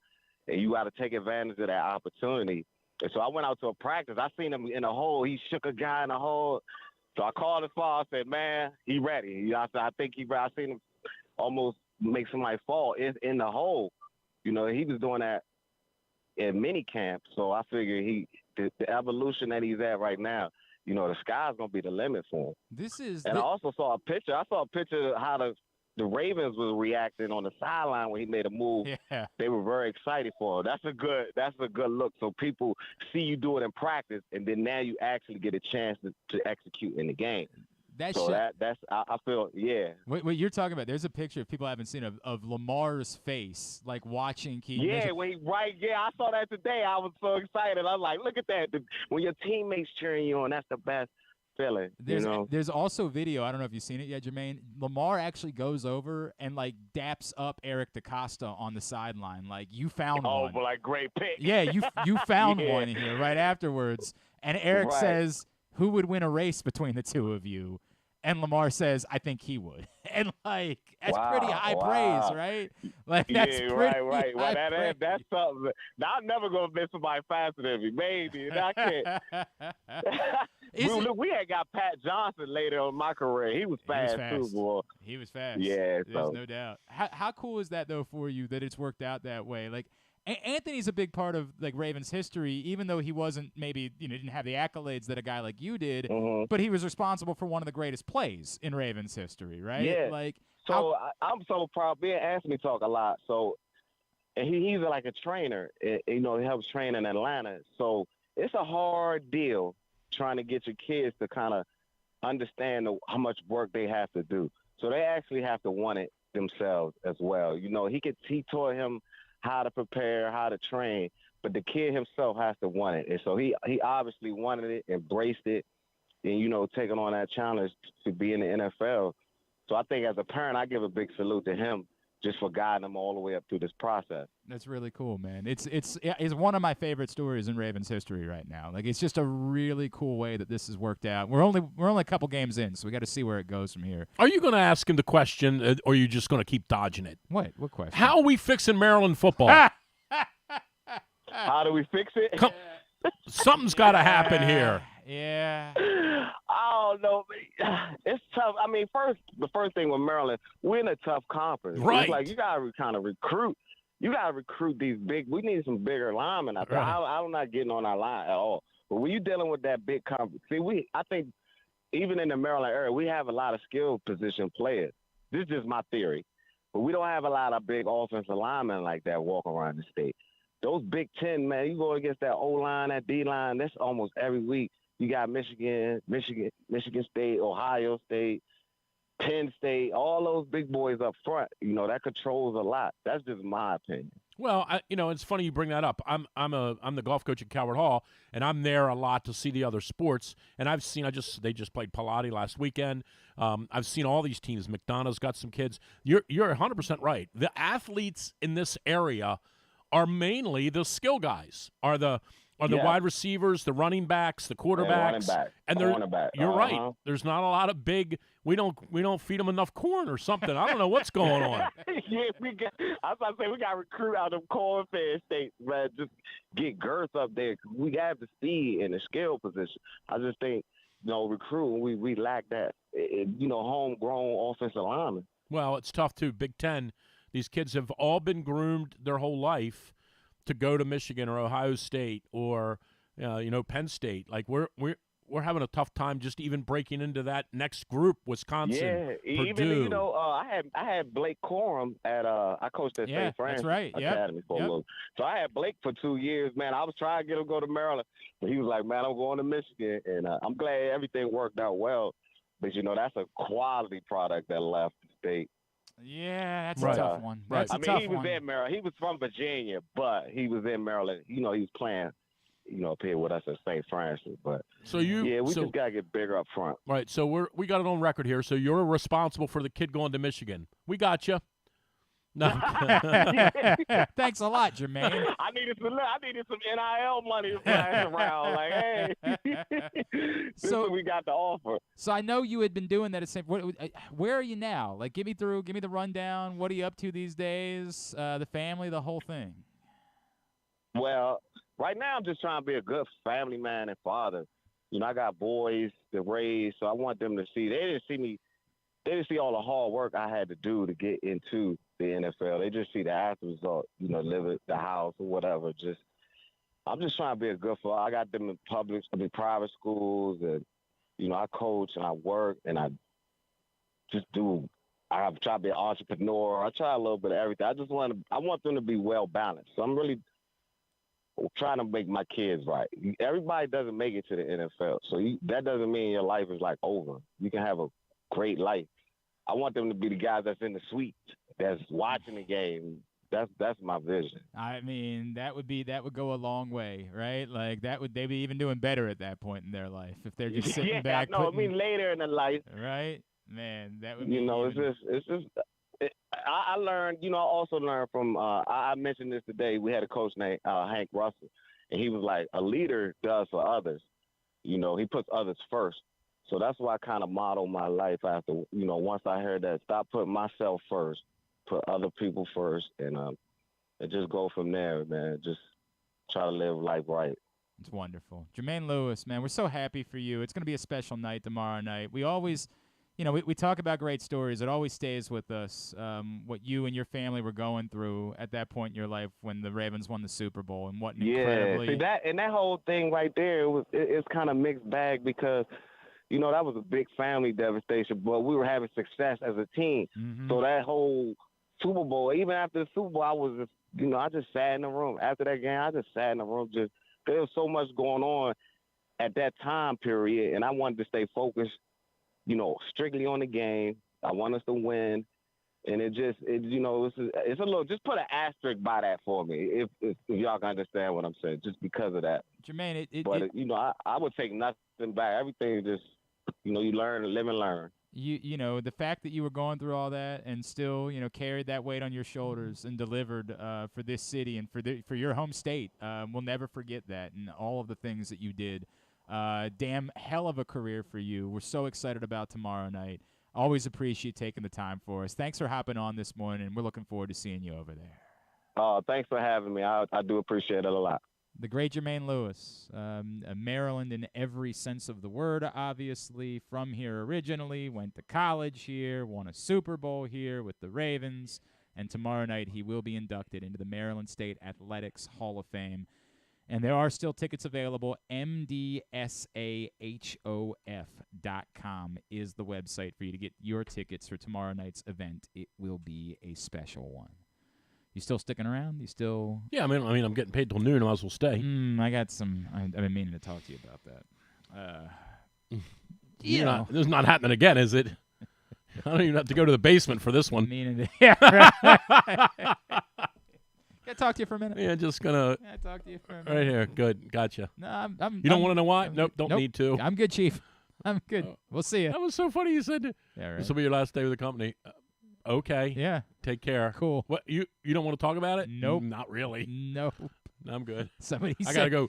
Some guys were saying you want to play at 11:30. If I get my stuff together, I can get to the first well, tee. I had a guy on the other line about some white walls. Yeah, so right. I had to get to that. He said, if you ever need a recommendation, I said, something tells me I won't put you on the top of the list. Probably, yeah, right. Something if you ever need a tells me- recommendation, I'm there for you. Yeah. I think I'm good. I think I might ask anybody else. I remember when it was just the only occasion when we were fighting over some issues, contractual issues. No. I said to the guy that was representing him loosely at the time, who Yeah. turned out to be my friend, I said, he goes, you seem like you're angry. I'm like, let me tell you why I'm angry. Because why wouldn't you have done this for me on May the 25th and given me the whole summer off? Why wait until now? Like, now, give me the summer off. Yeah, let me. If you're firing me, fire me on June 1st. And play some golf for a little while. Don't wait till Labor Day. Right. Yeah, I didn't. I'll give you a recommendation, though. Yeah, never bothered. Yeah, I'm good. Right. I got a recommendation. Lose my number. I think I'm good. Yeah, right. Hey, we always like to recognize really good things that are going on, and I want to take a minute here to talk about one of those really good things. Of course, we talked about this is Veterans Day week, and the Baltimore Ravens, and they always do their Salute to Service event, and they have partnered up with the Marine Corps Scholarship Foundation. And I didn't know anything about the Marine Corps Scholarship Foundation, so when it was encouraged that I try to take a second, I said, yeah, absolutely. I'd like to know more about what this great group is doing. And so joining us this morning is Lieutenant Colonel. I might have to take my hat off. Drew, you got your – yeah, we gotta get right here. Make sure we got our shirts tucked in appropriately. We got to do all those things. Make sure we're ready for this conversation. Lieutenant Colonel Ted Probert, retired U.S. Marine Corps, is with us this morning here on GCR, the president and CEO of the Marine Corps Scholarship Foundation. Lieutenant Colonel, it's Glenn and Drew. We think we've got our shirts tucked in appropriately. We think we've handled everything else. Can we be at ease? Yeah, absolutely, Glenn and Drew. Please, at ease, and thanks very much for the opportunity to join you this morning. Lieutenant Colonel, I want to start with I don't know anything about, and I think a lot of people aren't familiar with the Marine Corps Scholarship Foundation. What is the mission? Where did it start? How did you get involved? Yeah, so please call me Ted, too, by the way. All right. So 1962, a World War II Marine Medal of Honor recipient couldn't afford to send his son to college. And a brigadier general at the time said, here's somebody that's received the nation's highest award for heroism and bravery in combat and shouldn't have that kind of hardship. And so $1,500 was raised in order to help that individual's son. And now, 61 years later, we are fully committed to honoring Marines by educating their children. We're the largest provider of needs-based financial aid to dependents of the military. And our criteria is really just somebody needs to have honorably served and demonstrated need. And this year we're supporting over 2,700 students at $10.8 million. Wow. Those are staggering numbers. So the partnership with the Ravens, and I know this is the Salute to Service game coming up on Sunday against the Browns. How did that come about, and what will that actually look like? What will you guys be doing? Yeah, so, we're super excited to be partnering with the Baltimore Ravens. Clearly, they're right here in our backyard as part of, we're down in Washington, D.C. or Northern Virginia. I look at the Ravens as an organization that's a lot like the Marine Corps. It's about, kind of honor, courage, commitment, the grit, the toughness of the Ravens. I think of folks like Ray Lewis, Ed Reed, Jonathan Ogden. Kind of, Marine Corps characteristics in the way that they carried themselves and played. And so for us to be, partnering with the Baltimore Ravens and highlighting the Marine Corps Scholarship Foundation, both with folks on the field, holding the flag, we'll have a couple of senior dignitaries, a couple of generals that'll be up in the team suite. There will be an ads that are played on the PA system and the big screen, and it's just a great way to heighten visibility and increase awareness about the Marine Corps Scholarship Foundation. That's wonderful. He is Lieutenant Colonel Ted Probert. He is with us here on GCR. Ted, I wonder, because I think this week, and it's not. This is why we're chatting this week. A lot of people are thinking about veterans in their life and are thinking about. Unfortunately, there are some statistics that are quite problematic regarding suicide, things along those lines. And then maybe by next week, unfortunately, I think a lot of us will have had that move right back out of our minds because it's no longer Veterans Day. How would you encourage people to maybe be more involved beyond just this weekend, beyond just when they see that it's Salute to Service Week? What would be your mission for everyone to try to be more involved with veterans in their lives or veterans issues, things along those lines? Yeah, Glenn, it's a great question. I appreciate you asking that. As you know, less than 1% of the American population serves in the military today. And, we've been an all-volunteer force for the last 50 years.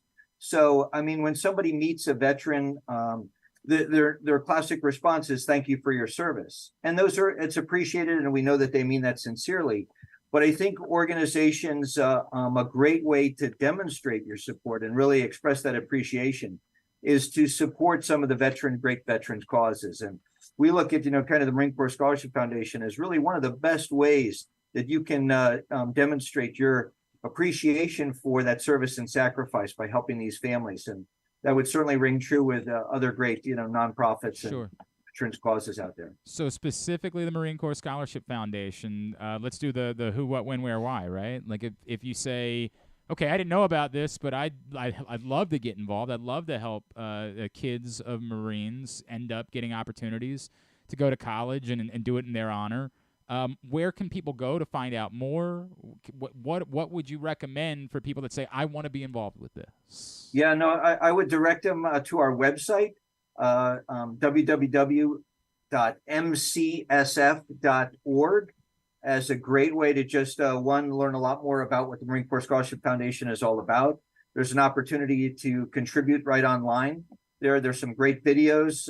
In fact, last year, we were profiled with Good Morning America and Michael Strahan recognizing 2 student scholars that were receiving their funding and analysis. And so it's a great way if people are interested in supporting Marines, Navy corpsmen, or Navy chaplains that serve with the Marine Corps as a way of supporting them and their educational needs and the dreams of their dependents. That's wonderful. MCSF.org is the website, and there is a big Donate Now button right in the upper hand corner. We'll also link it up on our Twitter account, @GlennClarkRadio. Now, Ted, on Sunday, if, like, for example, and I'll knock on every piece of wood, if you're a tough guy, right, like you served your country for a long time, if we were to have, like, some offensive line issues or something like that on Sunday, would you be able to go suit up and take a couple of snaps? Glenn, I would love nothing more than to be able to do that. Frankly, at 62, I probably those days might be past you. There, but certainly, I'm really excited for the Ravens, the career, the season that they're having, and the prospects of this weekend knocking the Browns off. I mean, boy, if they don't, we're going to have bigger problems, Ted. We're gonna if they don't beat the Browns, Ted, we're sending you and 8 of your best into the locker room. Right. So we're going to need. We might ask you to do that anyway. You got a pregame speech in you on Sunday? Well, you know what, Glenn and Drew, I'll tell you, I grew up in New Jersey, and so as the Ravens are doing so much better than the Giants. It's embarrassing to watch them right now. I'm so sorry. It'll be an exciting game, no doubt. When somebody says thank you for your service, do you ever get confused? Are you talking about my time in the Marines, the fact that I'm a Giants fan? Like, do you ever get confused about which one they're referring to? No. There's no doubt on that one. So, all right. So, Ted, let's talk about something important. 62 in New Jersey. You have to be a Springsteen fan. Absolutely. Drew. Yes. Yeah. That's the man right there. Bring him back next week. Regular weekly segment. Ted and I talk Springsteen. Ted talks Springsteen every week. Ted, I absolutely am grateful. When we say thank you for your service, we truly do mean it. And more than that, we are grateful for what you're doing with the Marine Corps Scholarship Foundation. It's an incredible group, and we will make sure we continue to get the word out this week. And everybody, you'll see it when you're at the game on Sunday. You will be aware of the presence of the Marine Corps Scholarship Foundation. Ted, Lieutenant Colonel Ted Probert, thank you so much for taking a couple of minutes for us this morning. We really appreciate it. Glenn, thank you so much. And Glenn and Drew, well, all the best to you. And I thank you for this great opportunity to join you this morning. It's a little Springsteen for you on the way out, Lieutenant. That's all That's all that Drew cared about. That's it. That's the list of things that Drew cared about there is the fact that he was a Springsteen fan. Lieutenant Colonel Ted Probert, appreciate him spending a couple of minutes with us here on GCR. What's the date next year? They announced the makeup date. What is it? It's September again, isn't it? I guess I'm not going. What do you mean you're not going? Washed up. I don't know what the date is. I don't know. I wanted my money back actually, but I didn't buy the ticket. So I kept saying to my wife, I'm like, I want my money back for the Springsteen ticket. She's like, you bought a Springsteen ticket? I said, oh no, that's right, I didn't. Yeah, right. Just give it to me. Bother telling her. I don't know. September something, right? Yeah, it's in September. Come on, Griff. Yeah. Do something. Yeah, I guess because they did it like basically a year after. Griffin has nothing to add. He has no. He's like clue. Springsteen. I've never heard of him. I know who's Springsteen. I like Springsteen. I mean, I can't afford to go to any of his. I just got my playoff money back. I got mine back too. September 13th, 2020. Okay. Sounds It's not a Friday, is it? I haven't looked. You think I've been bothering? Yeah, but I mean, Friday the 13th, I wouldn't even go. Oh yeah, you'd be that worried about it? Something weird had happened. Pass on all that. What do you think about Matthew Perry dying? It's very sad. Like, what am I supposed to have a take on Matthew Perry's tragic passion? But that's passing? really that's your era. So you know what's funny? I was not an obsessed Friends fan the way that some people were. Okay. I liked Friends. That's what it was. I was not an obsessed Friends fan the way that people were. I also wasn't an obsessed Seinfeld fan either. Yeah, I wasn't either. And again, I didn't dislike either show. I watched Friends them. was out of my wheelhouse a little. Yeah, it was a little bit after yeah. you. It was definitely geared towards younger people. Right, sure. Maybe because I was still a it didn't kid. It didn't have the nail biting drama of Melrose Place. Sure didn't. It sure did not have that. You never knew from week to week what was happening in Melrose Place. His whole story was pretty tragic. Like Yeah, everything that he just never really handled any of it well. And look, it's not. But unique also to, kind of quietly didn't handle it well. Yeah. Like we've seen plenty of people in the entertainment world who didn't handle their issues well, and it became public. Right? Tiger would be an example, right? It became public. I don't. Maybe it was I wasn't that close to him. I don't ever remember any of these struggles of his being overly public. When he put out a book a couple of years ago, then it became public. But when it was going on, like when he was at the height of his celebrity, it was not. Okay. It was not. It certainly wasn't a Charlie Sheen situation, right? Like we didn't know the depths of which it was going on. There will be people that will tell you, like he did another show. He did a remake of The Odd Couple after Friends, and people. Which, by the way, was a great show. Yeah, not the remake. The remake was not a great show. Yes, the original Odd Couple was tremendous. And people will tell you if you go back and watch that, like you'll see he's not doing well. Like he is. Okay. It's in the midst of his addiction, his substance problems. And yet Keith Richards lives on. And yet Keith Richards is probably going to go on tour next year somehow. It's unbelievable. I don't ever give you credit for anything, and I hate giving you credit for anything. But go ahead. But when we did Dead or Alive a couple weeks ago, and I brought up Ronnie Wood, and you said, "Dude, heroin quit him." Heroin. I've actually used that again. Heroin said to Ron Wood, "Enough's enough." Yeah. You're making us look bad. We can't kill you. Right. We gotta go. Well, Keith Richards is the same way. Oh, 100%. I mean, vodka called and said, no more. That's it. We've had enough. Would you still go see them next year? Would you still? I am not. I have an immense amount of respect for the Rolling Stones. I think, going back, I don't even know where these albums were in their order because I didn't follow them. I think Some Girls and Tattoo You, I think both of those albums were like extraordinary. A Rolling Stones devotee might say, those albums were okay. I thought those albums were spectacular, both of those in particular. I've never seen them. I've never really been motivated to see them. I'm just not a gigantic fan, but I have an immense amount of respect for what they've done. I think they're an all-time great band. It's ironic that you say that because when I was younger, I loved every Rolling Stones song, but I was never obsessed with the Rolling Stones. And then I got to this place in my life where I realized, like, this is it. Like, but that was 20 years ago, and here they are still. That's a great point. I understand that. See, here's the thing I would say about them, I'm saying I will pay whatever the number is. Okay. Because I've never seen the Stones. And I get it. It's not quite the same because Charlie passed away, but, like, it's still largely the Stones. I will, whatever the number is, if they go on tour next year, which they're expected to do, whatever the number is, I'm paying it to make sure I see the Stones. Okay, but here would be my one. Here's the one thing I would say. Fortunately, I got to see the Stones this weekend. Here's the one thing I would say about them. And I may, when I say this, I could be dead wrong because I just don't follow them enough. When you talk about Led Zeppelin, and I was one of the people in 1981 who had tickets to go see them at the Cap Center before John Bonham died, you were talking about 4 iconic musicians in their specific category. Did you watch any of the Rock and Roll Hall of Fame thing last week? I did. Did you see Jimmy Page do Unbelievable. Rumble? Unbelievable. Unreal. So when you say to me, let's just pretend that John Bonham was still alive, right? And that this was that we were sitting here talking about Led Zeppelin touring. You're seeing 4 iconic musicians in their categories. You're talking about one of the greatest rock and roll singers ever. Yep. You're talking about one of the, if not the best bass player, and then guitar player and drummer ever, all together in the same band, right? I've never had that feeling about the Rolling Stones. I don't disagree with that. I have no idea where Keith Richards ranks. Right. I have no idea where Ron Wood ranks.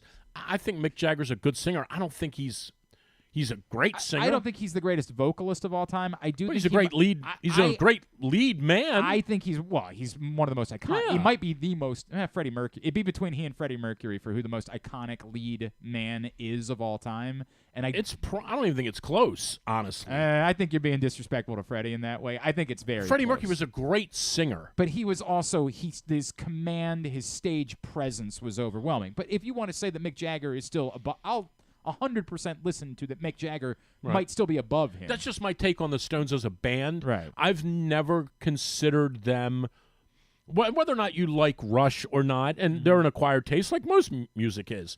There would be no argument amongst musically about Neil Peart, or any of them. Alex Lifeson as a guitar player, Geddy Lee as a bassist. People would say those 3 guys as within their category. Certainly Neil Peart as a drummer, everyone would say top 5 or whatever. Yes, 100%. I've never got that feeling ever about the Rolling Stones. I understand what you're saying. And I almost never had that feeling either about U2.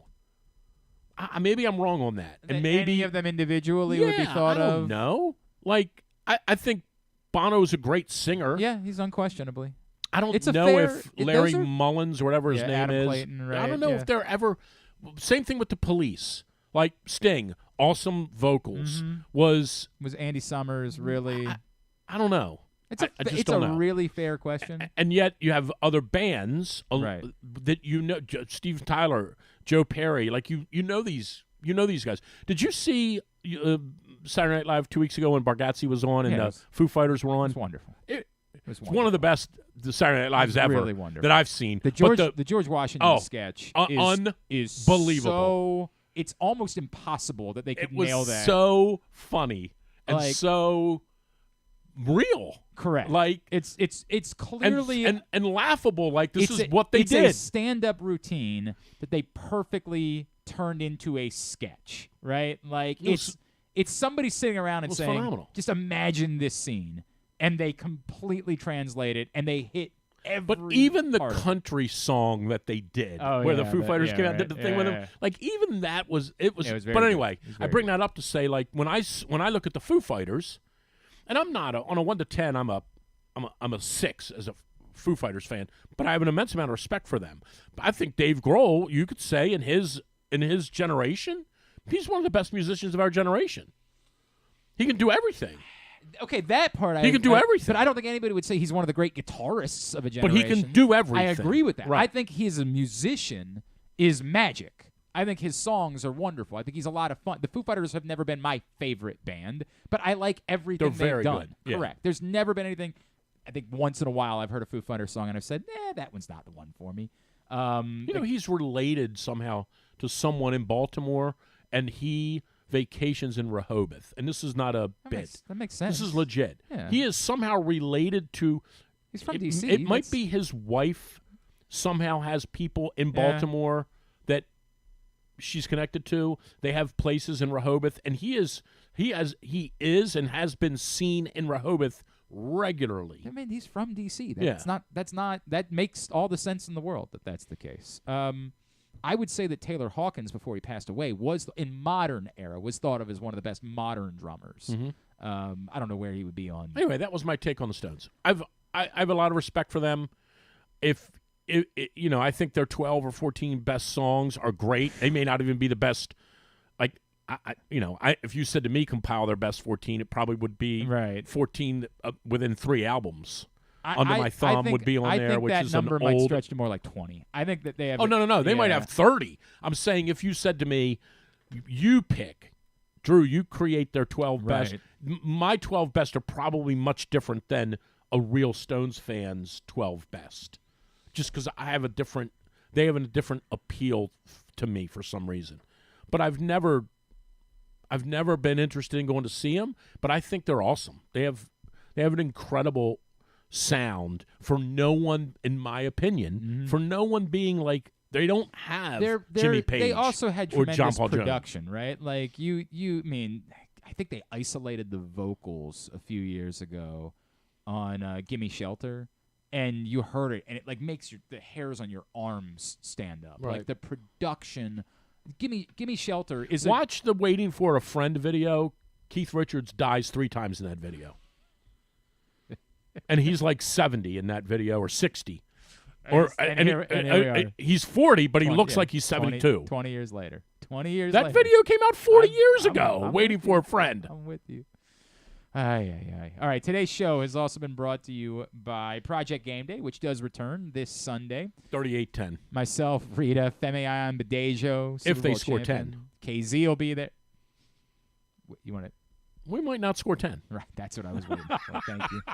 Thank you. No, it'll be the honest score of the game will be 27-13 Ravens. Facebook.com/PressBoxSports, YouTube.com/PressBoxOnline to watch the show after every game this season. Project Game Day is brought to you by AJ Michaels, Superbook Sports, and Help My Gambling. We're not losing to the Browns. I don't care what you say.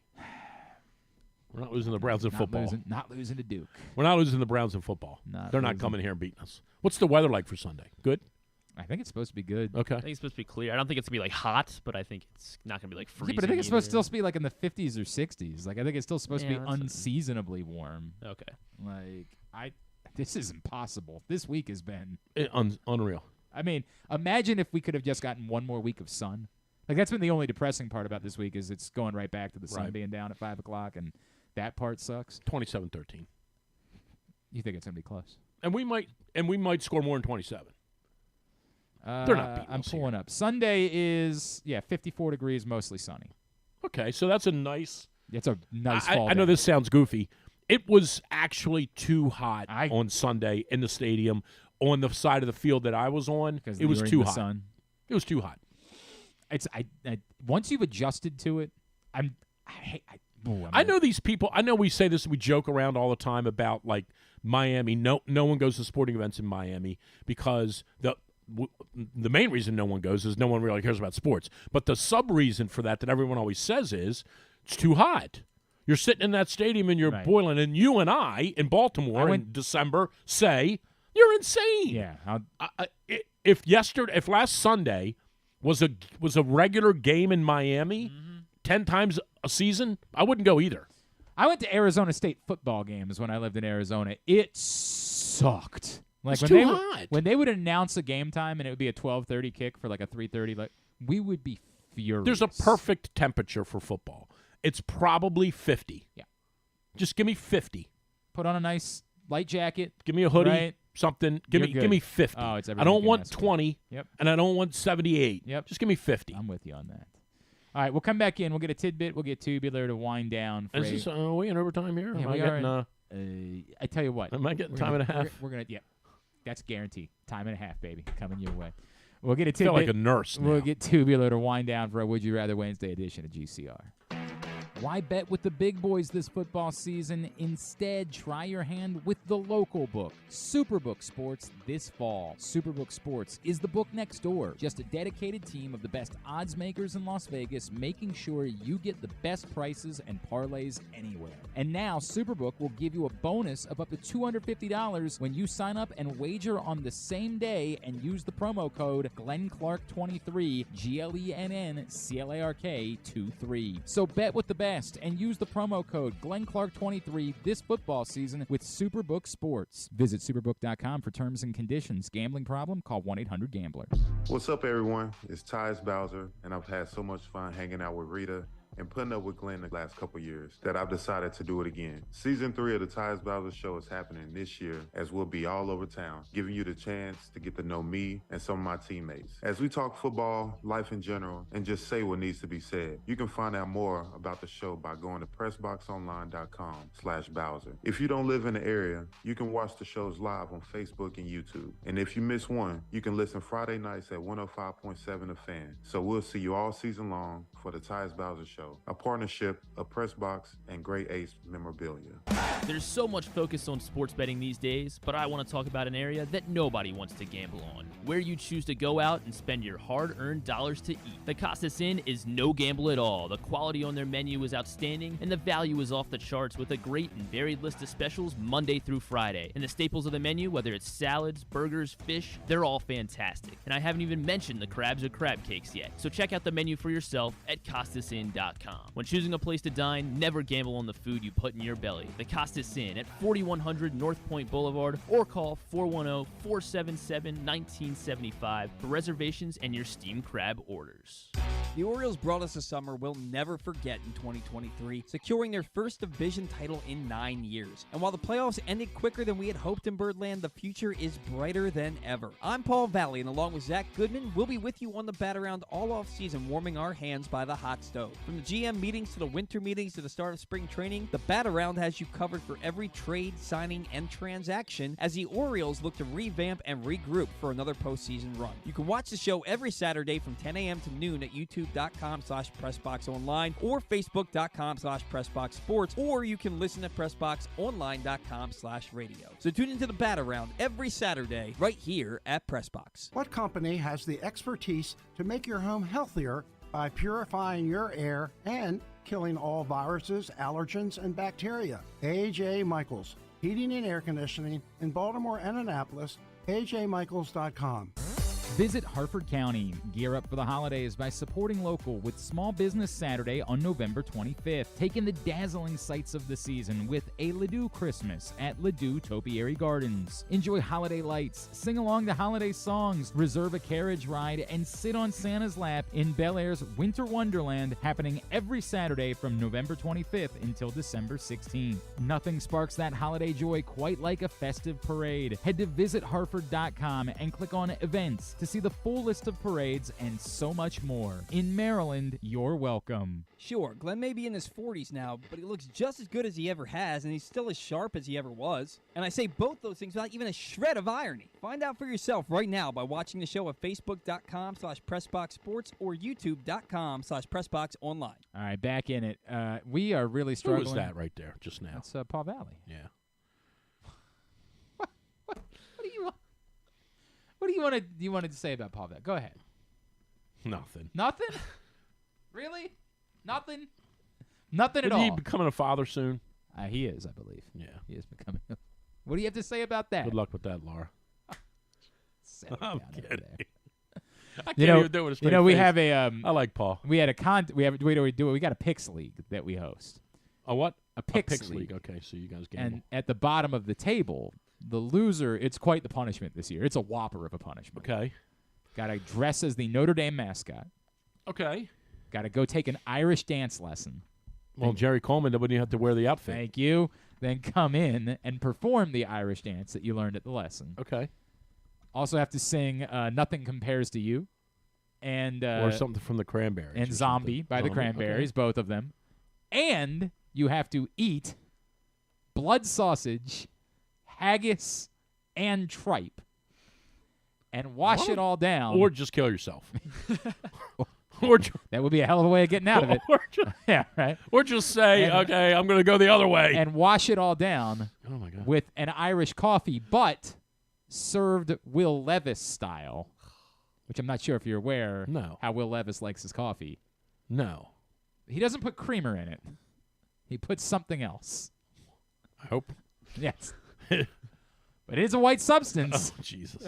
What is it? Mayonnaise. Oh, okay. I'm relieved. Mayonnaise. Lord. So that's what the loser has to do. So we had a group. Wait, go back to this because I'm a coffee snob, as you know. Yes, you like the Jamaican. I love coffee. I'm a coffee guy. But you're a Royal Farms coffee person in particular, and you like. I Jamaican like coffee. He by puts the way, mayonnaise in his coffee. Yes, puts mayonnaise in his coffee. That's how he takes. I mean, his coffee. I'm gonna almost say you're gonna. When I say this, you're gonna laugh. I'm probably gonna go home and try that. No. Oh God, why? Because I'm anxious to see or curious to see like what are you hoping to get out of it? What do you think? Maybe it tastes like hazelnut or something. No, I don't know. What's wrong with you? Well, why does he put it in there? All right. Anyway, clicks. Stop. I guess he's a psychopath. So we had 10 ayahuasca of us, or whatever it's called, or so. what's it? We had 10 of us who were in on this competition, right? Okay, like a group of 10. 10 people. Okay. And out of nowhere, 5 weeks in, Jeremy Kahn says, "Well, I want to be dealt a hand at the table." And I said, "Well, Jeremy, you're 5 weeks late." He said, "That's he's quite bullish about his gambling abilities." He said, "I don't care. I'll make it all up. All I got to do is match. If I surpass the win total of the person at the bottom of the table, right? Then I'm good." So you gave him we 5 losses a week, or how many games you bet? We bet 9 games a week. So he's 45, 0-45 to start. So essentially, that's the way it goes. Okay. But all he's got to do, he doesn't have to get the win percentage. He just has to match the total wins. Right. The person at the bottom of the table. Okay. So you're picking against the spread? We are, of course. Okay. So Jeremy, jeez, Whiz, take it easy. Since joining the league, is only 24-28. Okay. His own picks, he's fine, but because we're telling him what games to pick, he's just not killing it. So he's not making up ground. He's still 17 games behind Paul, who would be in last otherwise. Oh, I would give anything for it to be Paul. I'd come out for that. You would come in and hang out that day? For sure. So 2 weeks ago, we decided. 2 weeks ago, Jeremy said, "Okay, I'm dropping it." No, he didn't do that. Jeremy will do it. I still think it's a non-zero that he can. Jeremy might do it anyway. Paul went 1-8 this week. There's a non-zero chance. I love that. It can. Jeremy went 2-7 and made up ground. Right. This week. So move that to 57%, would you? Settle down. It's getting on my nerves. Settle down. So all right, we decided that there needed to be a secondary punishment.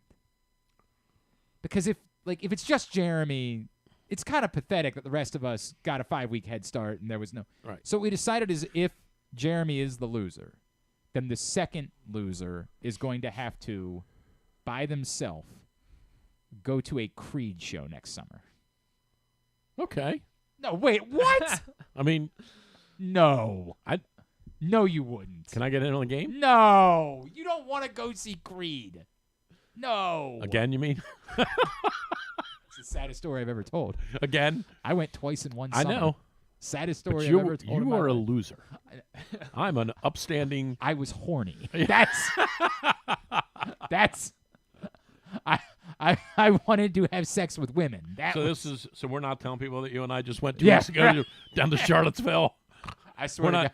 Your boy Ryan Ripken, I was talking to him about it the other day. He's like, "Dude, I'd do that." I'm like, "Don't admit that out loud. Don't say that." I think I told you this once. I went to I don't even remember when this was. It was early in my Joe and I had been married 2 years or so, whatever. But we went to the Lilith Fair. Okay, yeah. At Merriweather. Mm-hmm. There were 14,700 women and 4 men. And maybe 3 men and anyway. Yeah. You think you might have been the only heterosexual man correct. there. I definitely walked around with my hat like this, just sort of hoping beyond hope I went to a that someone didn't say, "Hey, Drew, let's grab a picture for Facebook real quick." Wait a second. I'm good. You like Sarah McLachlan. I did like Sarah McLachlan. Yeah, you had a good time at the Lilith Fair. Don't lie. Now you had a good time. I did, but I was very nervous about being caught. Yeah, I get it. I felt that a little bit at Shania Twain this year. It was Sarah McLachlan. It was who were the girls that Indigo Girls. Indigo Girls. Yeah. I mean, it was. Oh, I went the year that I went the year that Missy Elliott was there. That was cool. Definitely had less armpit hair than a lot of people there. 100% you did. Yeah. You had significantly less armpit hair than a lot of people for that sure. were there. There was a moment occurring at that point. I did like Sarah McLachlan. Sarah McLachlan was great. Right. Was never a big Sheryl Crow fan. They put her in the Rock and Roll Hall of Fame last week. I like Sheryl Crow. I feel about who's not in the Rock and Roll Hall of Fame, by the way. It should be in. Most of them are modern. Don't even get me started on some of these people. All right. Don't even. This will be the end of the. This could be the end of the show. Biggest Rock and Roll Hall of Fame snubs. Okay, go through them. All right. This is according to Consequence of Sound. This is going to get me. This is a they terrible have way. 23 on this list, and I do think most of them are because it's something. This is a terrible way for me to end the show. I think the number is 25 years. It has to be 25 years since you put out your first album. Okay. And then you're eligible for the Rock and Roll Hall of Fame. But most people don't get in. This is not like the Pro Football Hall of Fame. There's such a log jam, and they stopped caring about whether you were actually rock and roll or not a few years ago. Now they're like, they got to go back and put all the correct. They put Willie Nelson in this year. They had to go back and put that's right. where they are. So number 23 on their list. This is from Consequence of Sound. Top 23 is the White Stripes. Okay, they do not belong in. Go ahead, keep going. Strongly disagree about that. They are not in the Rock and Roll Hall of Fame. Number 22 is Fiona Apple. Does not belong. Number 21 is Daft Punk. Definitely doesn't belong. Number 20, Oasis. Can't even. You should shut the thing down and cut the exit off to Cleveland if they're not in it.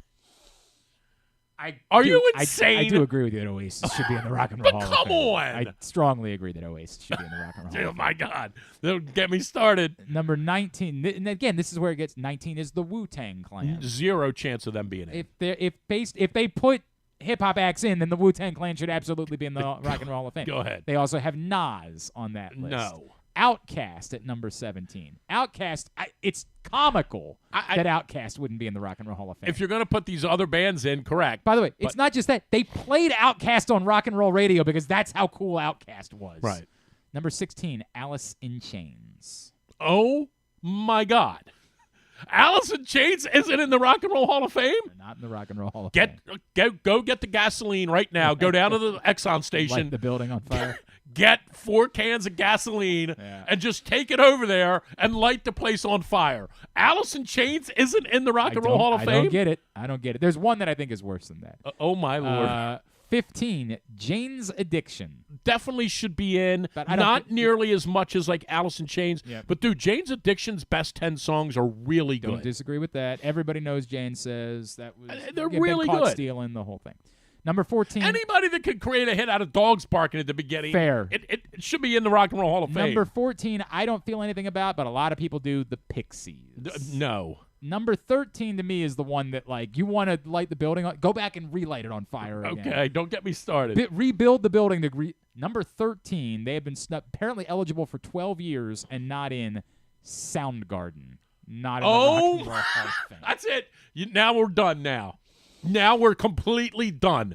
How on earth is the lead singer is one of the best singers of all time? Truly the greatest rock vocalist of all time. Truly maybe. the greatest rock vocalist. Maybe. Oh, God. Maybe. Here's one for you. Are you serious? Also, Soundgarden. The order of this is so. How is Soundgarden not number one with a bullet on this list? Hold on. I don't know what's playing. What do you got? You got an ad playing over there?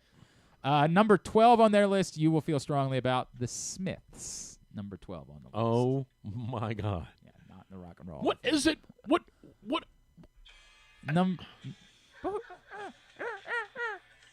So here's.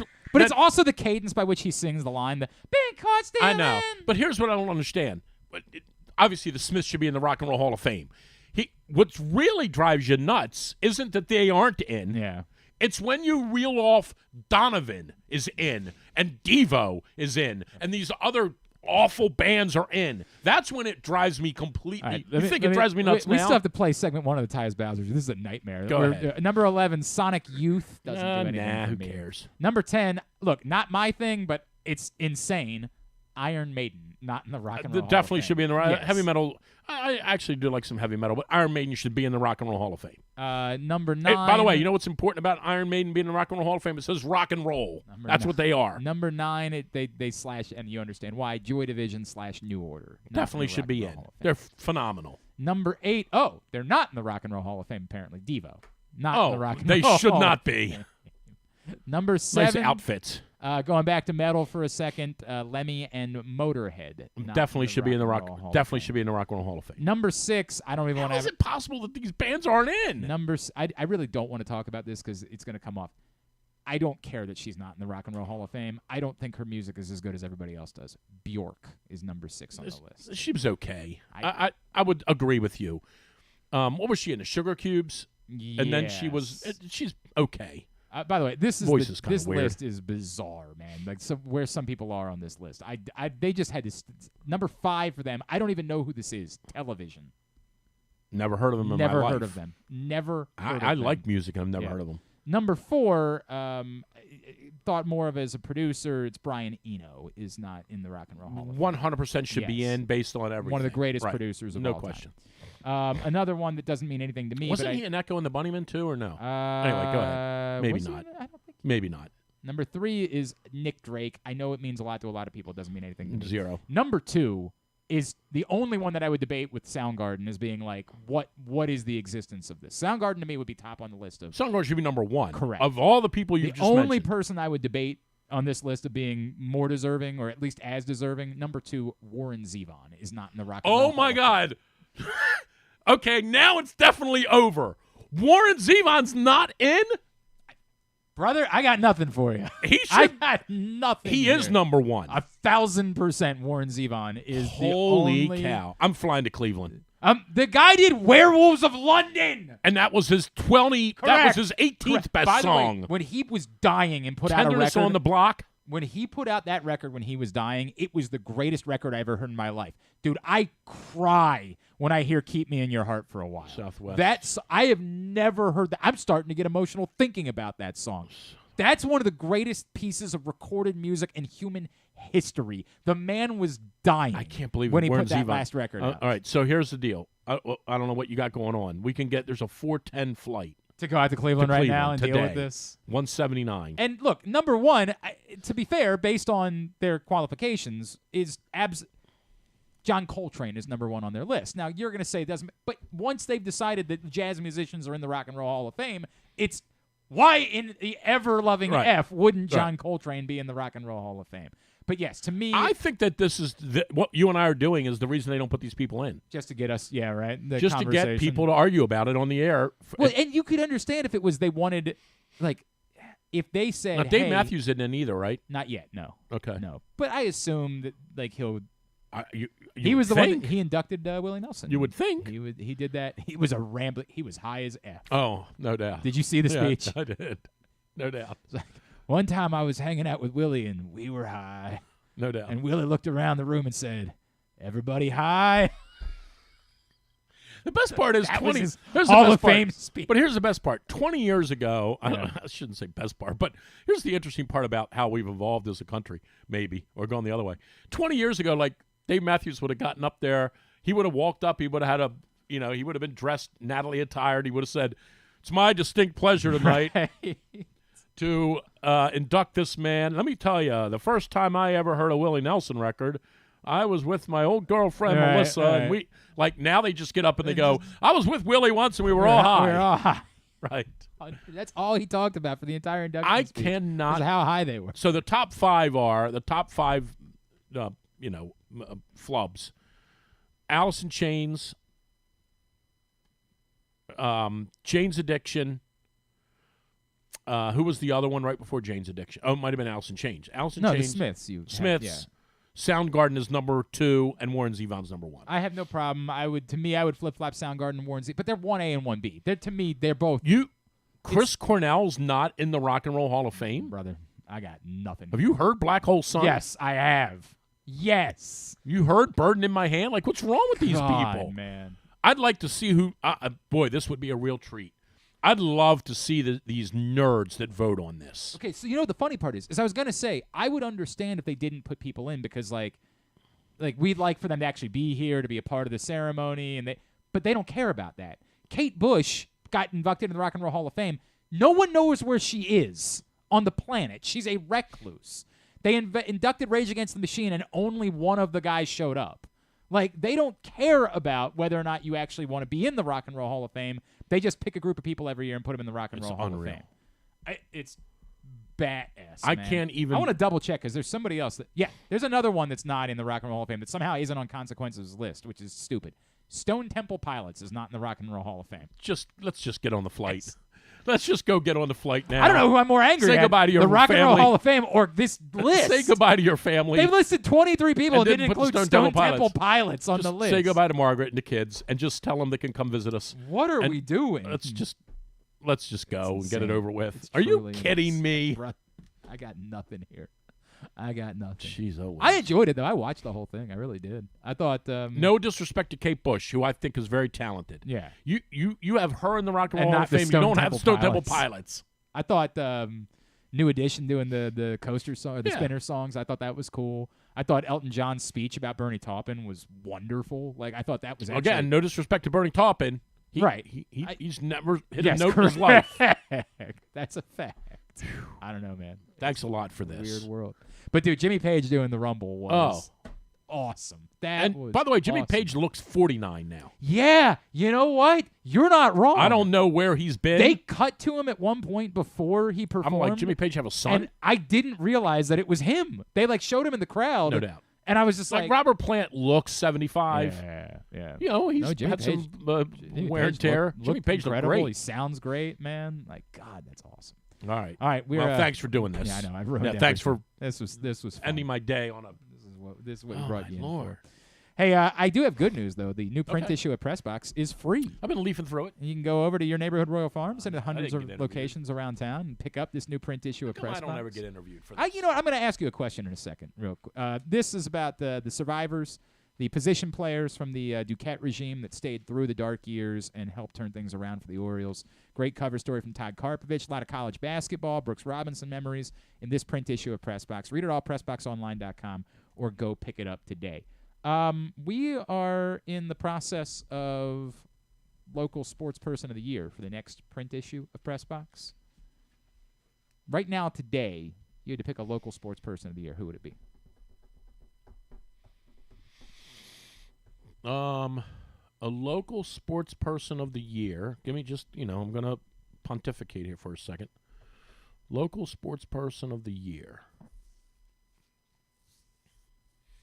Trying to go all the way back, all the way through.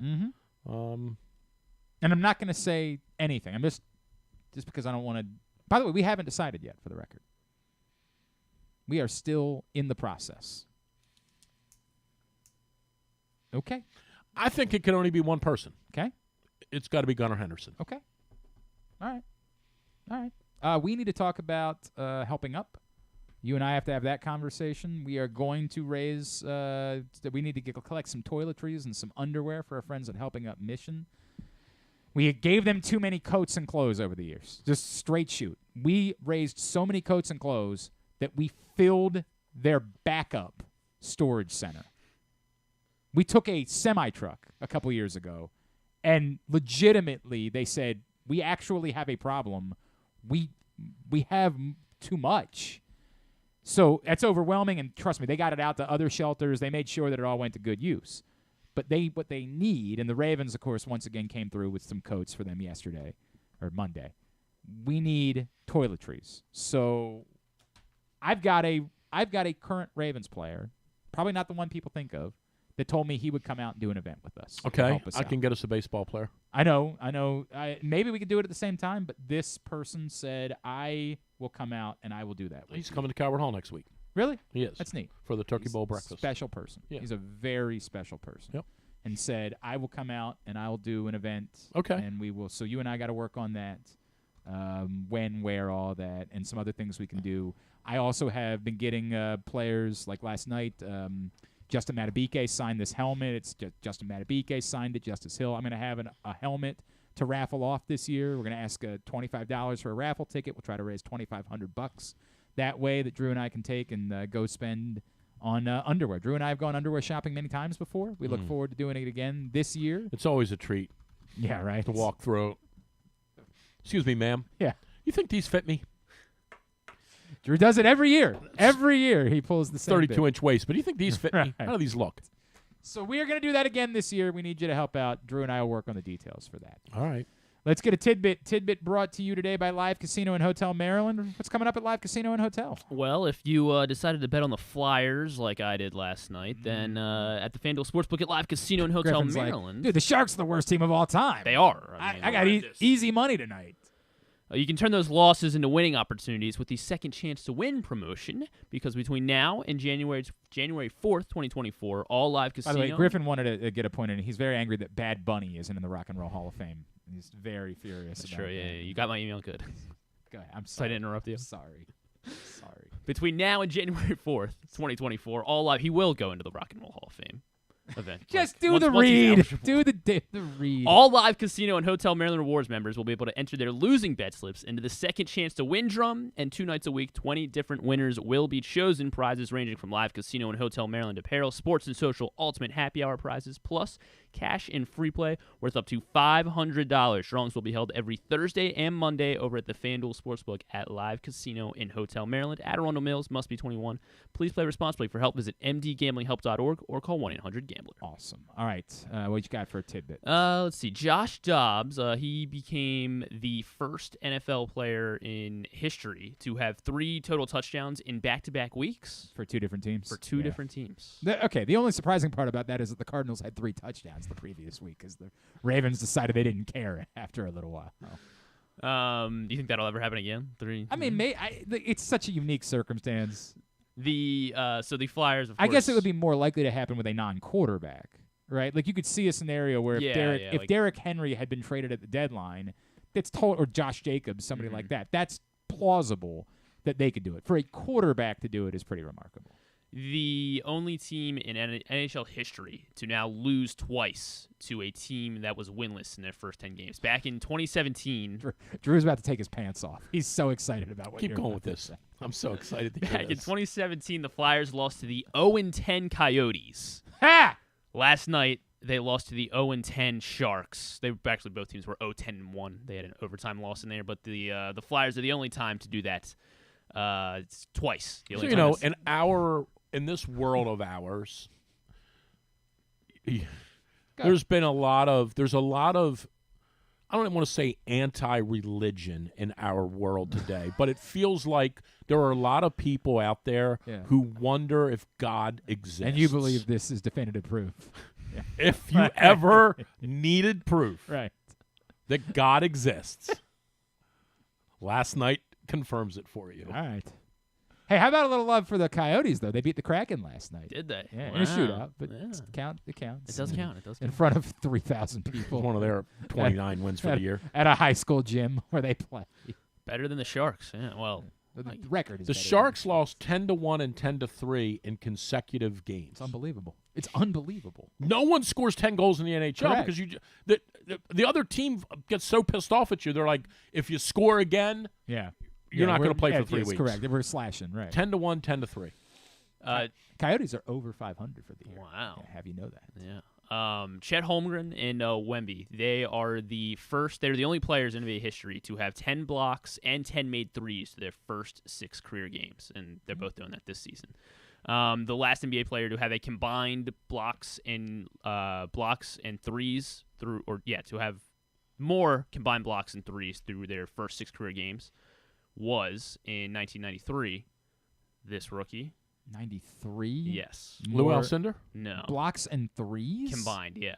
So it's not Shaq. So he had 28 combined. 93, Ben Wallace. No. He didn't hit a 3. You got to come up with somebody that made a 3. Well, that's kind of the bit with this. I was here just thinking is that he didn't make a single 3. He had 28 blocks. He had 28 Ben blocks. Wallace. No. Weber? No. No, it's not Weber. 93. Another freakishly tall. The freakishly tall. 93. Oh. That wouldn't have been Murzon. No. I'm just naming tall people. Okay, when you say freakishly tall, do you mean like? I mean, I guess like, proportionately. What's the Wemby guy? Like, is he 7 foot or is he 7'7"? Yeah, he's like 7'4". Well, how big is the Wemby dude? I think he was. He's 7'4", I believe. Wemby's listed at 7'4". It's insane, dude. Have you watched him? It's unbelievable. Like, it's not real. And he's an athlete. It's not real. And he's an athlete. Like your brain is not, still struggling to comprehend what it is that you're seeing. It's unreal. You ready for it? No. Okay. We'll stay here all day. Will we though? My kid had his tonsils out. I gotta go. Yeah. I gotta go give him some ice cream. Yeah. Okay, this is important because everybody's 7 foot.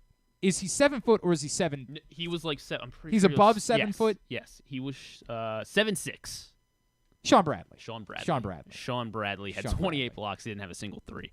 Wemby and Chet both had 10 of each. Remember they put him in Sean Space. Bradley was They awful. put him in Space Jam, and the joke was like they stole all their talents, and somebody said, "But what about Sean Bradley? Like, how is it different?" Block shots. Yeah. C.J. Stroud, he became the 6th quarterback ever to have 5 touchdowns, no interceptions, and 450 passing yards. He's only the 6th quarterback to ever do that. Who are the other 5? Kurt Warner. Kurt Warner did not do this. Wait, give me it again. I wasn't paying attention. 5 touchdowns, no interceptions, 450 passing yards in a game. 5 touchdowns, no interceptions. Brady. Brady did not do this. There's been 5 ever? Yeah, he's the 6th to do it. So there are 5 others to ever do this. Oh, hell. Peyton Manning. Yes, Peyton Manning against course. the Baltimore Ravens. Dan Marino. Marino, not on this list. No, it's not him for sure. Right. That's why you didn't say it. That's correct. Yeah. Actually, Only, you're right. Only one quarterback before 2000 on this list. Only one quarterback before 2000. Joe Montana. Not Joe Montana. It's going to be 5 very touchdowns, long. 450, no interceptions. Drew Brees. Drew Brees is not on the list. Mahomes. Not Patrick Mahomes. Hasn't done this yet. Yeah. I haven't gotten one. Overrated. Just if you're scoring at home.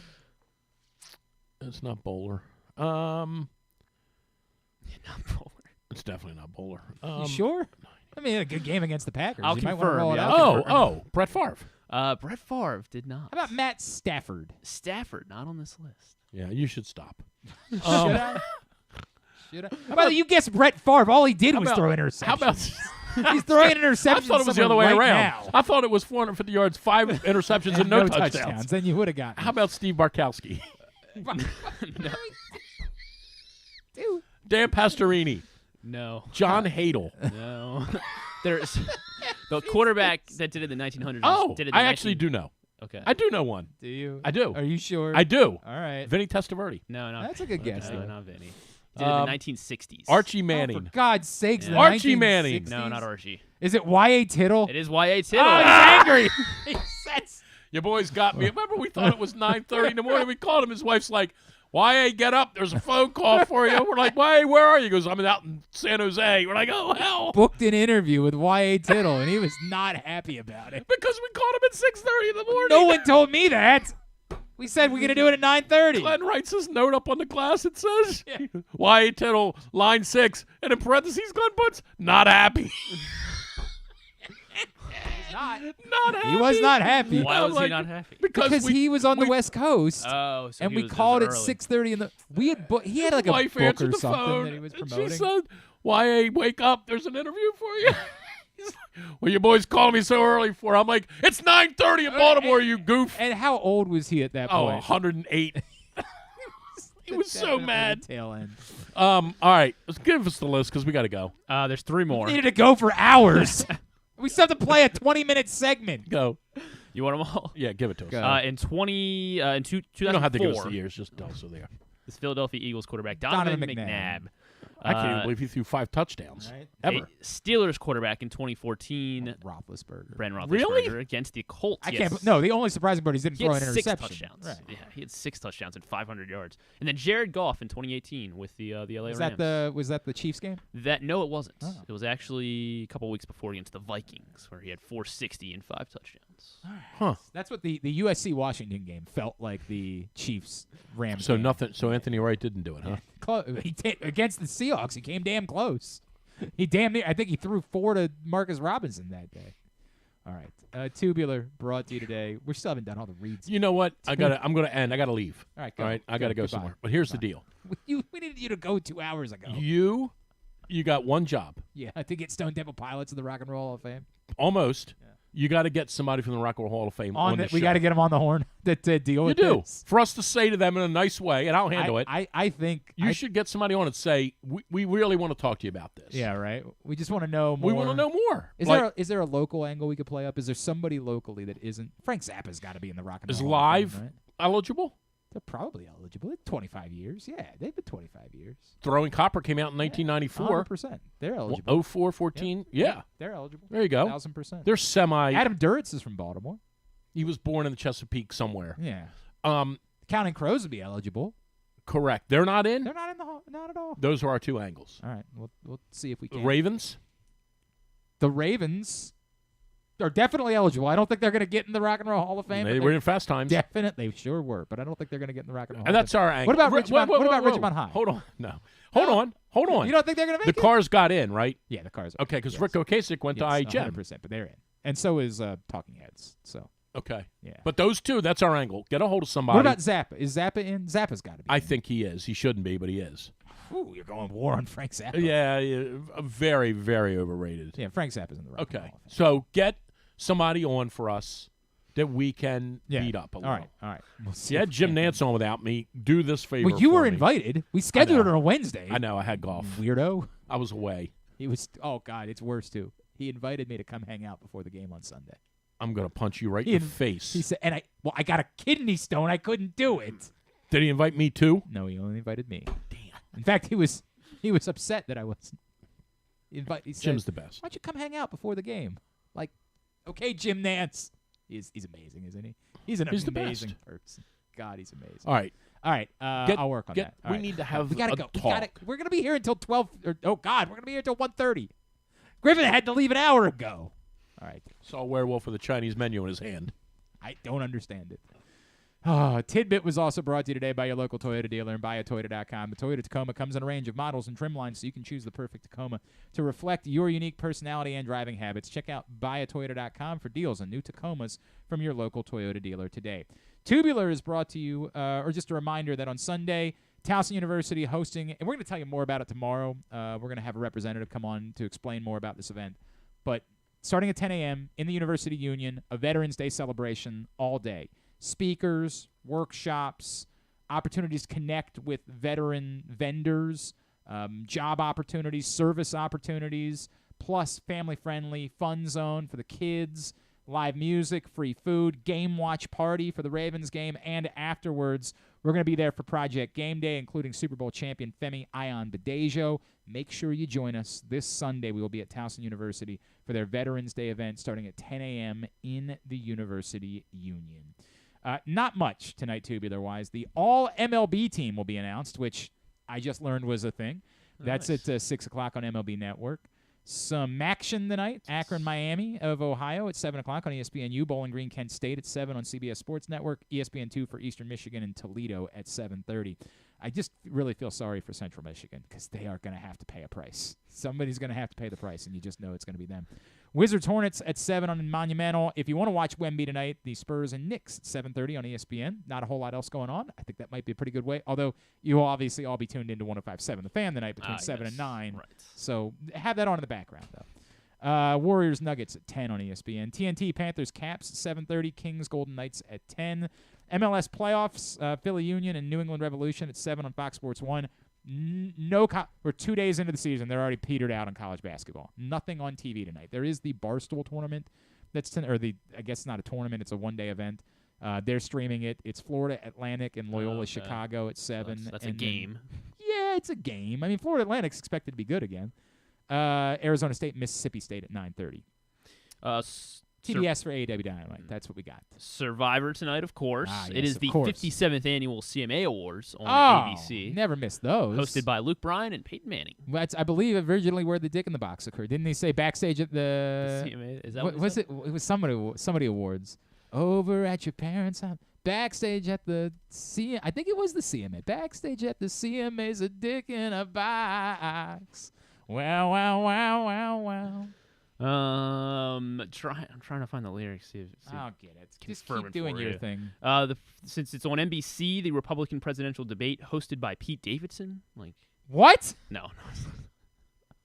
I swear to God.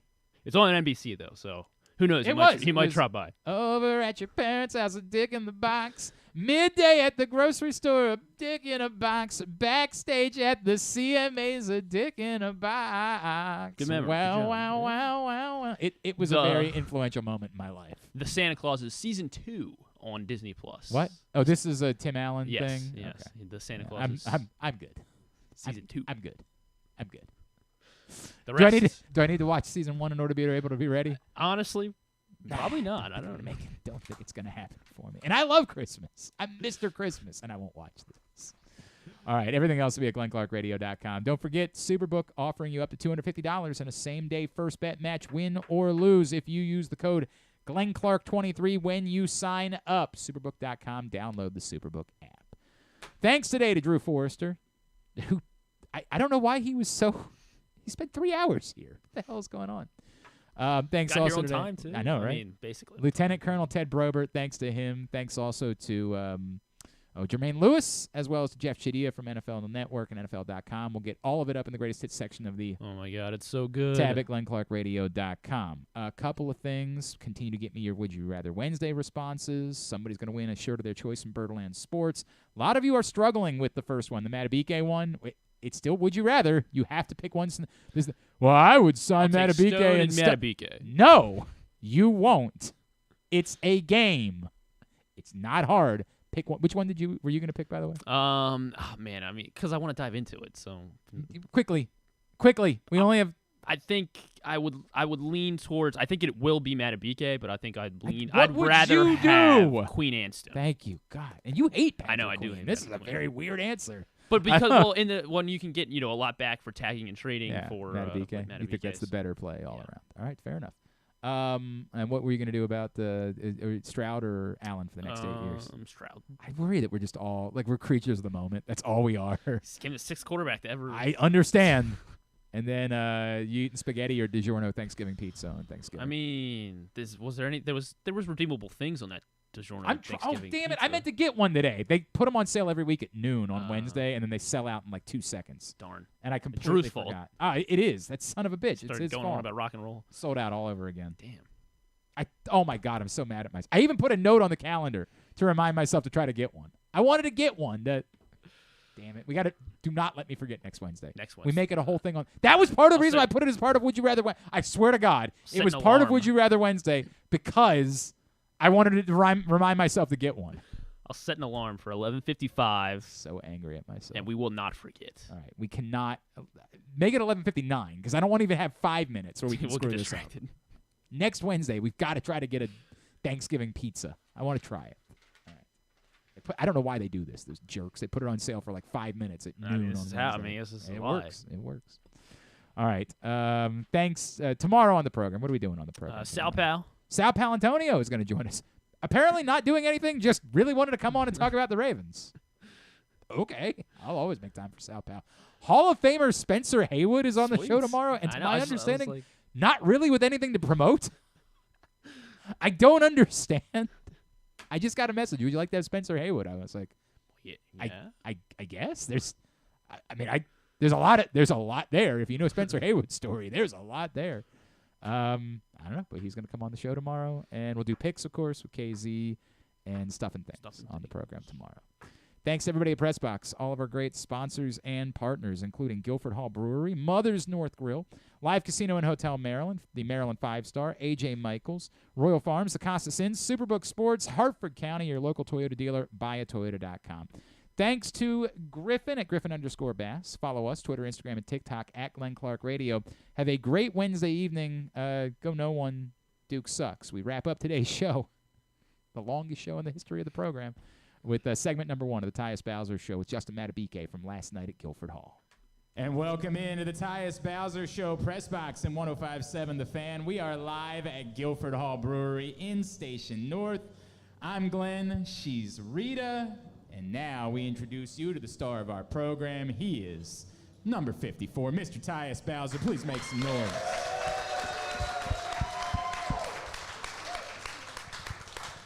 It's been too long, buddy. It's been quite a bit. Yeah, right? Yeah. We shouldn't be taking 3 weeks off between shows. Although if you're going to keep winning, we might, I don't know. We might No, 3 weeks is a good little minute, so no. It's great to see you. Good to have you here. Today's show is brought to you by our friends at AJ Michaels. What company has the expertise and technology to make your home substantially more energy efficient, comfortable, and even virus-free? It's AJ Michaels Heating and Air Conditioning in Baltimore and Annapolis at ajmichaels.com. Well, you want to introduce us to your special guest that you brought out tonight? Yeah, man, this is an up and rising star that we have on this team, man. A guy that's been locked in, for the longest, focused on his craft, working hard each and every day. And not only that, but just being a great teammate, great friend, man. And this guy's Justin Matabike. What's up, y'all? I don't know that we can say rising anymore. I think he's just a superstar now. I think he is just... He's getting there, man. He's definitely getting there. He's doing a great job. It is awesome to see. All right, so everything is good right now, right? Like, what do we say? Great. Life is real good at the moment, ain't it? It's a lot better than losing, huh? Because there wasn't too much to say then, so we just gonna go with what we got going on right now. This is amazing. Yeah, this is amazing.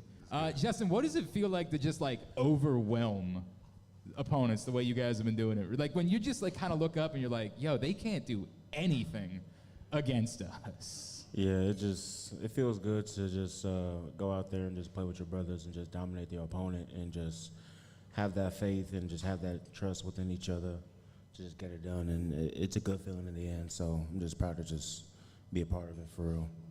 When you hear, I don't know if you guys pay attention to the media much, but you hear, oh, this team is a test. First it was the Bengals, then it was the Browns, and then Detroit, that's the real test. Then Seattle, they're first in the NFC West. Do you guys pay any attention, or how do you feel when you hear about all these tests that you guys have clearly passed, handedly, by the way? You the one that's playing. I don't pay too much attention to it, me personally. I feel like every week's just a new week. You just prepare for your opponent, put in the work. In terms of executing the game plan, I feel like when it's game day, everybody just needs to come together and just build and trust in each other and just kick their ass, basically. Hey. Yeah, that's what it is. You say he's playing, but I'm starting to wonder, are you coaching at this point? Are you... I'm doing what I can, as far as leading, the defensive line, just the overall defense, just being a leader for them, any type of vocals, any type of, insight as far as with the game plan or just in general, just being there as a brother. Did you know this was coming from this group? You guys, this started, let's go back to late last season, right? This started then. All of a sudden, everybody looked up and yo, you guys are playing on a different level. Did you know this is what this group was going to be doing this season? I feel like from back in April, May, during the OTAs, you could just tell how locked in this group was. You could tell, the chemistry was a lot different than what it used to be. And, with it being a young group, with it being some seasoned veterans in there that have always dialed in and, stuck to the culture, you just really see it, you just starting to see it flourish. And of course, during the beginning of the season, you're just trying to figure out who you are as a defense, as a team.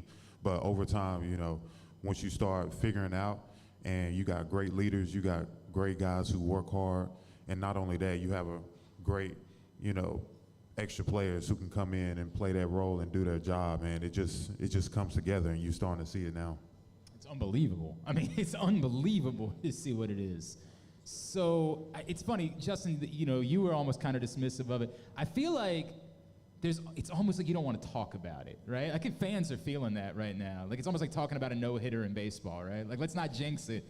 Let's not talk about it. Yeah, Glenn and I do this thing where if the Orioles are getting no-hitted, we'll be like, there go the Orioles getting no-hitted, and then we'll boom, say it very loudly, they're throwing a no-hitter tonight. And then boom, we break the curse, right? So talking about it feels like, I don't want to say sacrilegious, but it feels like you don't want to do it Are y'all comfortable with talking about how good you are? Are you comfortable with the nation talking about how good you are right now? I mean, I feel like it was the same conversation when we was, 14-2,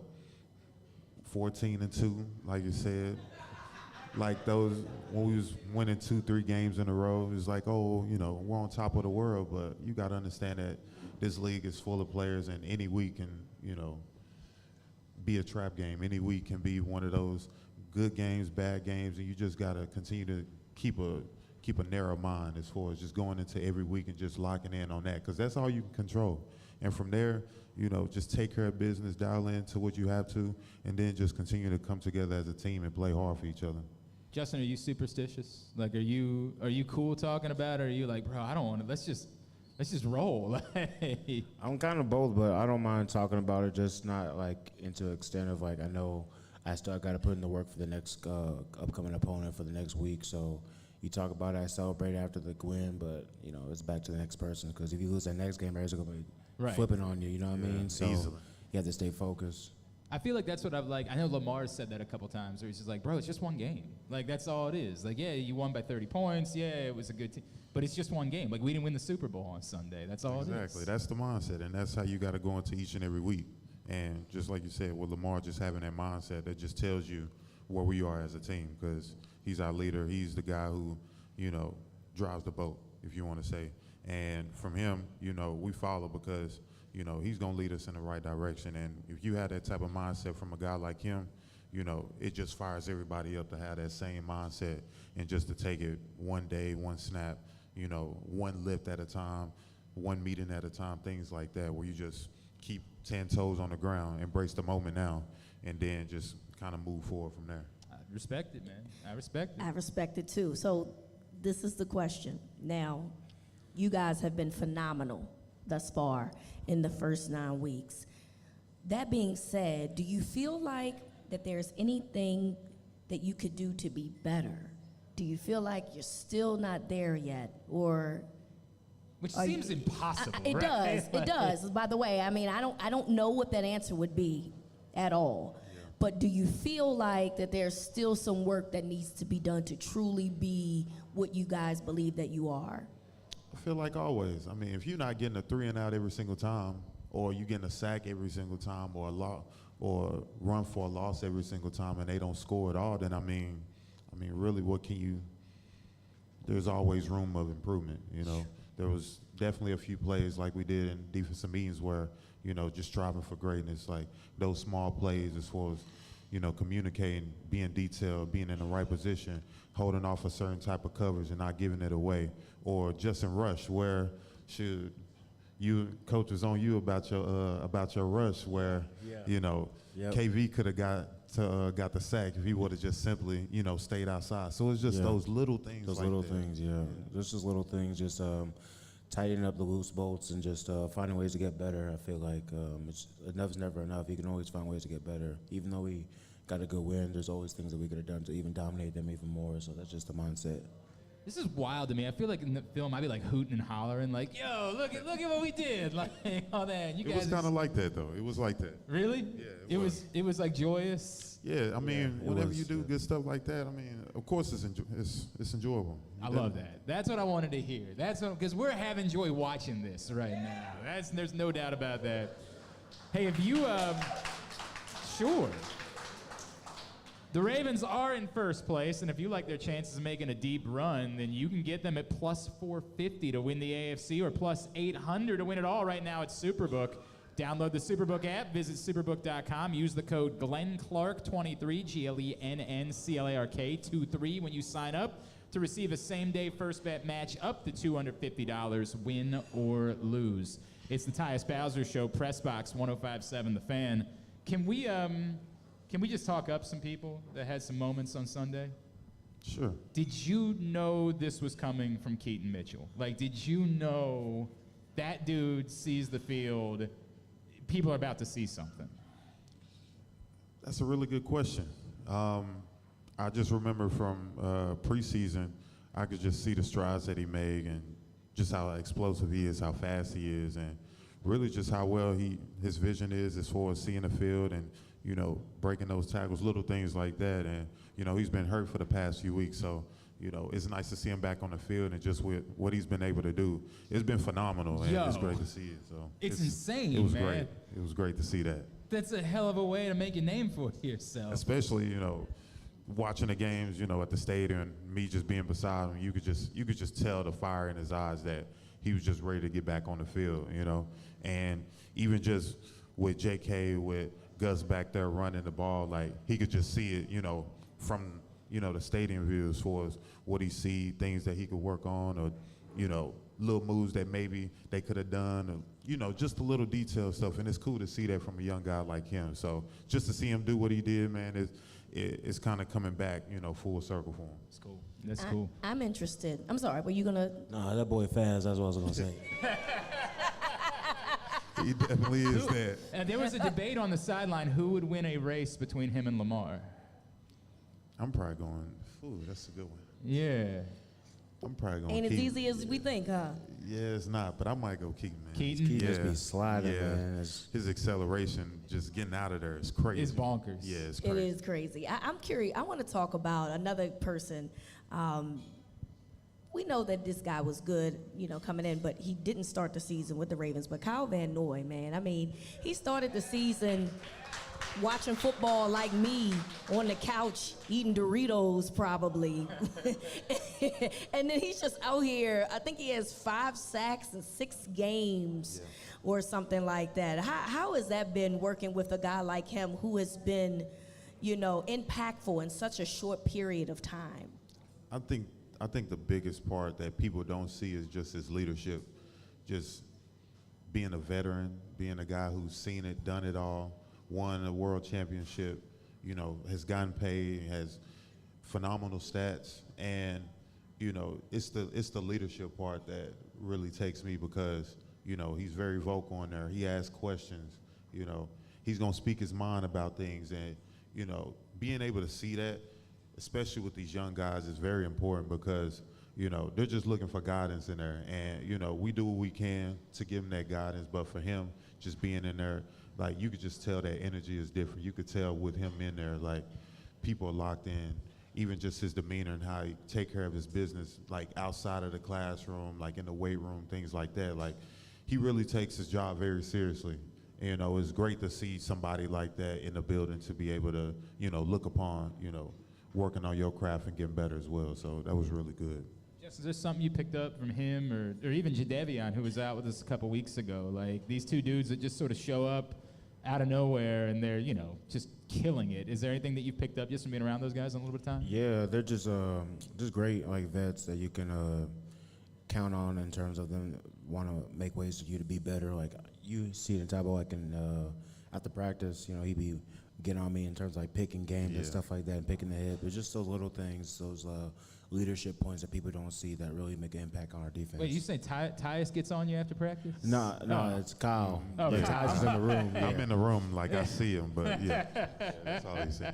But no, he's been doing a great job, man. And, you know, we actually had the opportunity to go and grab breakfast yesterday, and we just had the chance to kind of just talk, get to know each other, just see where we at, you know, as people and things like that. Because we really just never get the time to get away cool. from work. So that's real cool. You know, and I was able to, you know, hear his story and just see where he was at, like you said, on the couch. And, you know, even with my situation, what I have going on, you know, we kind of just talked about patience and, you know, just how things work out in the way that it's supposed to be. It might not be in a time that you want to, but you just know that, you know, for us as believers of God, like, it's always, you know, he's going to come at the right time. And for him, you just see it working out for him, and, you know, it's a blessing. And he never takes that moment for granted. And it's just, like I said, it's just great to be able to see what he's been through and where he's at now and how well he's playing. So it's awesome. I want to ask about one other guy, another veteran, because there was a lot made from people like, what kind of teammate is Odell Beckham? What kind of, I don't know where that came from, because literally everyone I ever knew that played with the dude was like, I love that guy. Like, that guy's amazing. People that don't like good-looking people. You said what? He asked where it came from. I said people that don't like good-looking people. What does that mean? It means that they're haters. Okay. Charismatic, good-looking people get a lot of hate for no reason. All of us deal with that a lot because we're all good-looking You know, people. exactly. We That is- deal with You that. know. That is true. So there it is. Yeah. It's a light skin thing. It might just be, I man. didn't say anything.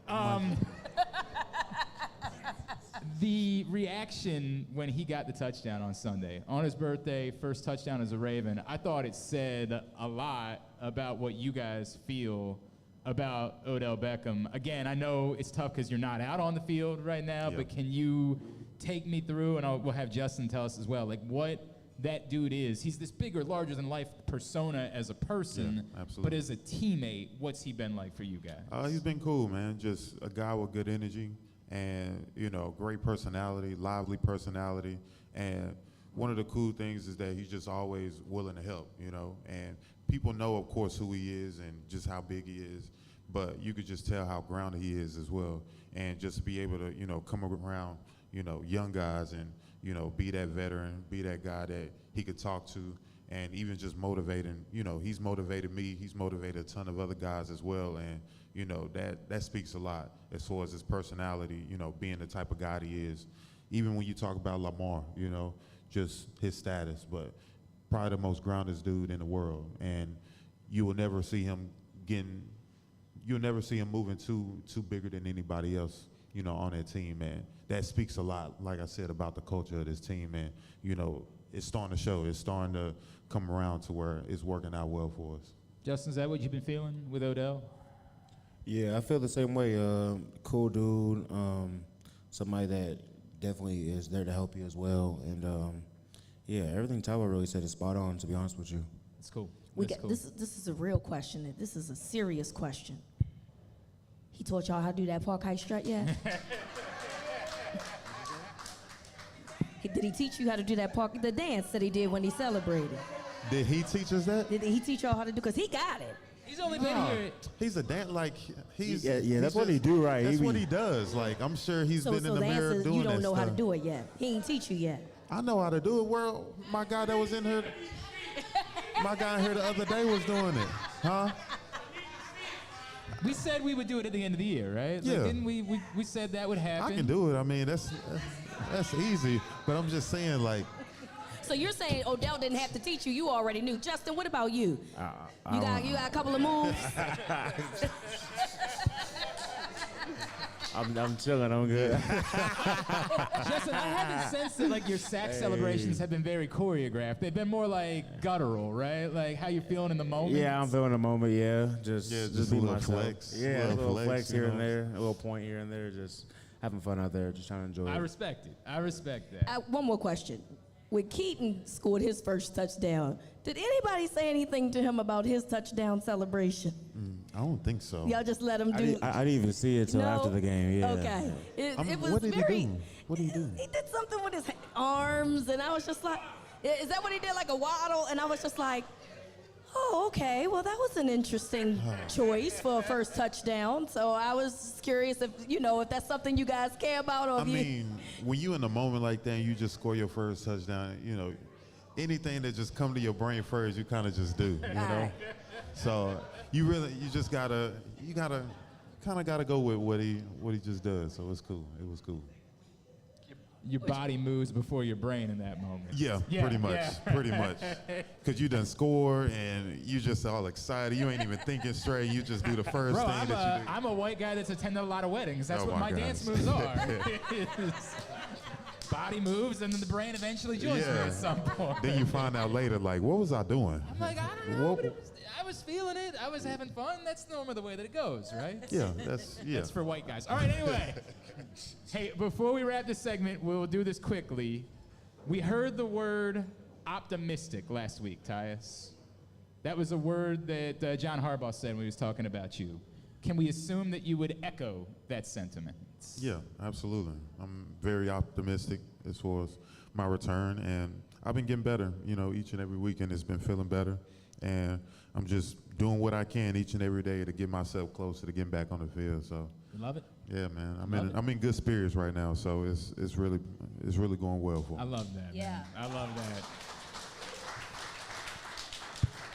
If you want to meet the league leader in interceptions and help provide Thanksgiving meals to those in need, next Tuesday night, November 14th, Geno Stone will be at Wise Markets in Haverty Grace for a charity meet and greet from 6 to 8 p.m. Photos are free. An autograph ticket costs just a $25 donation to the Harvest of Hope Thanksgiving Food Drive. Get your tickets right now. They are limited at great8smemorabilia.com with the number 8. When we come back in, Justin Matabike is on a heater, and we're going to talk about it. This man is on a sack streak like we have literally never before seen. We'll talk about that next. It's the Tyus Bowser Show, Press Box 105.7 The Fan.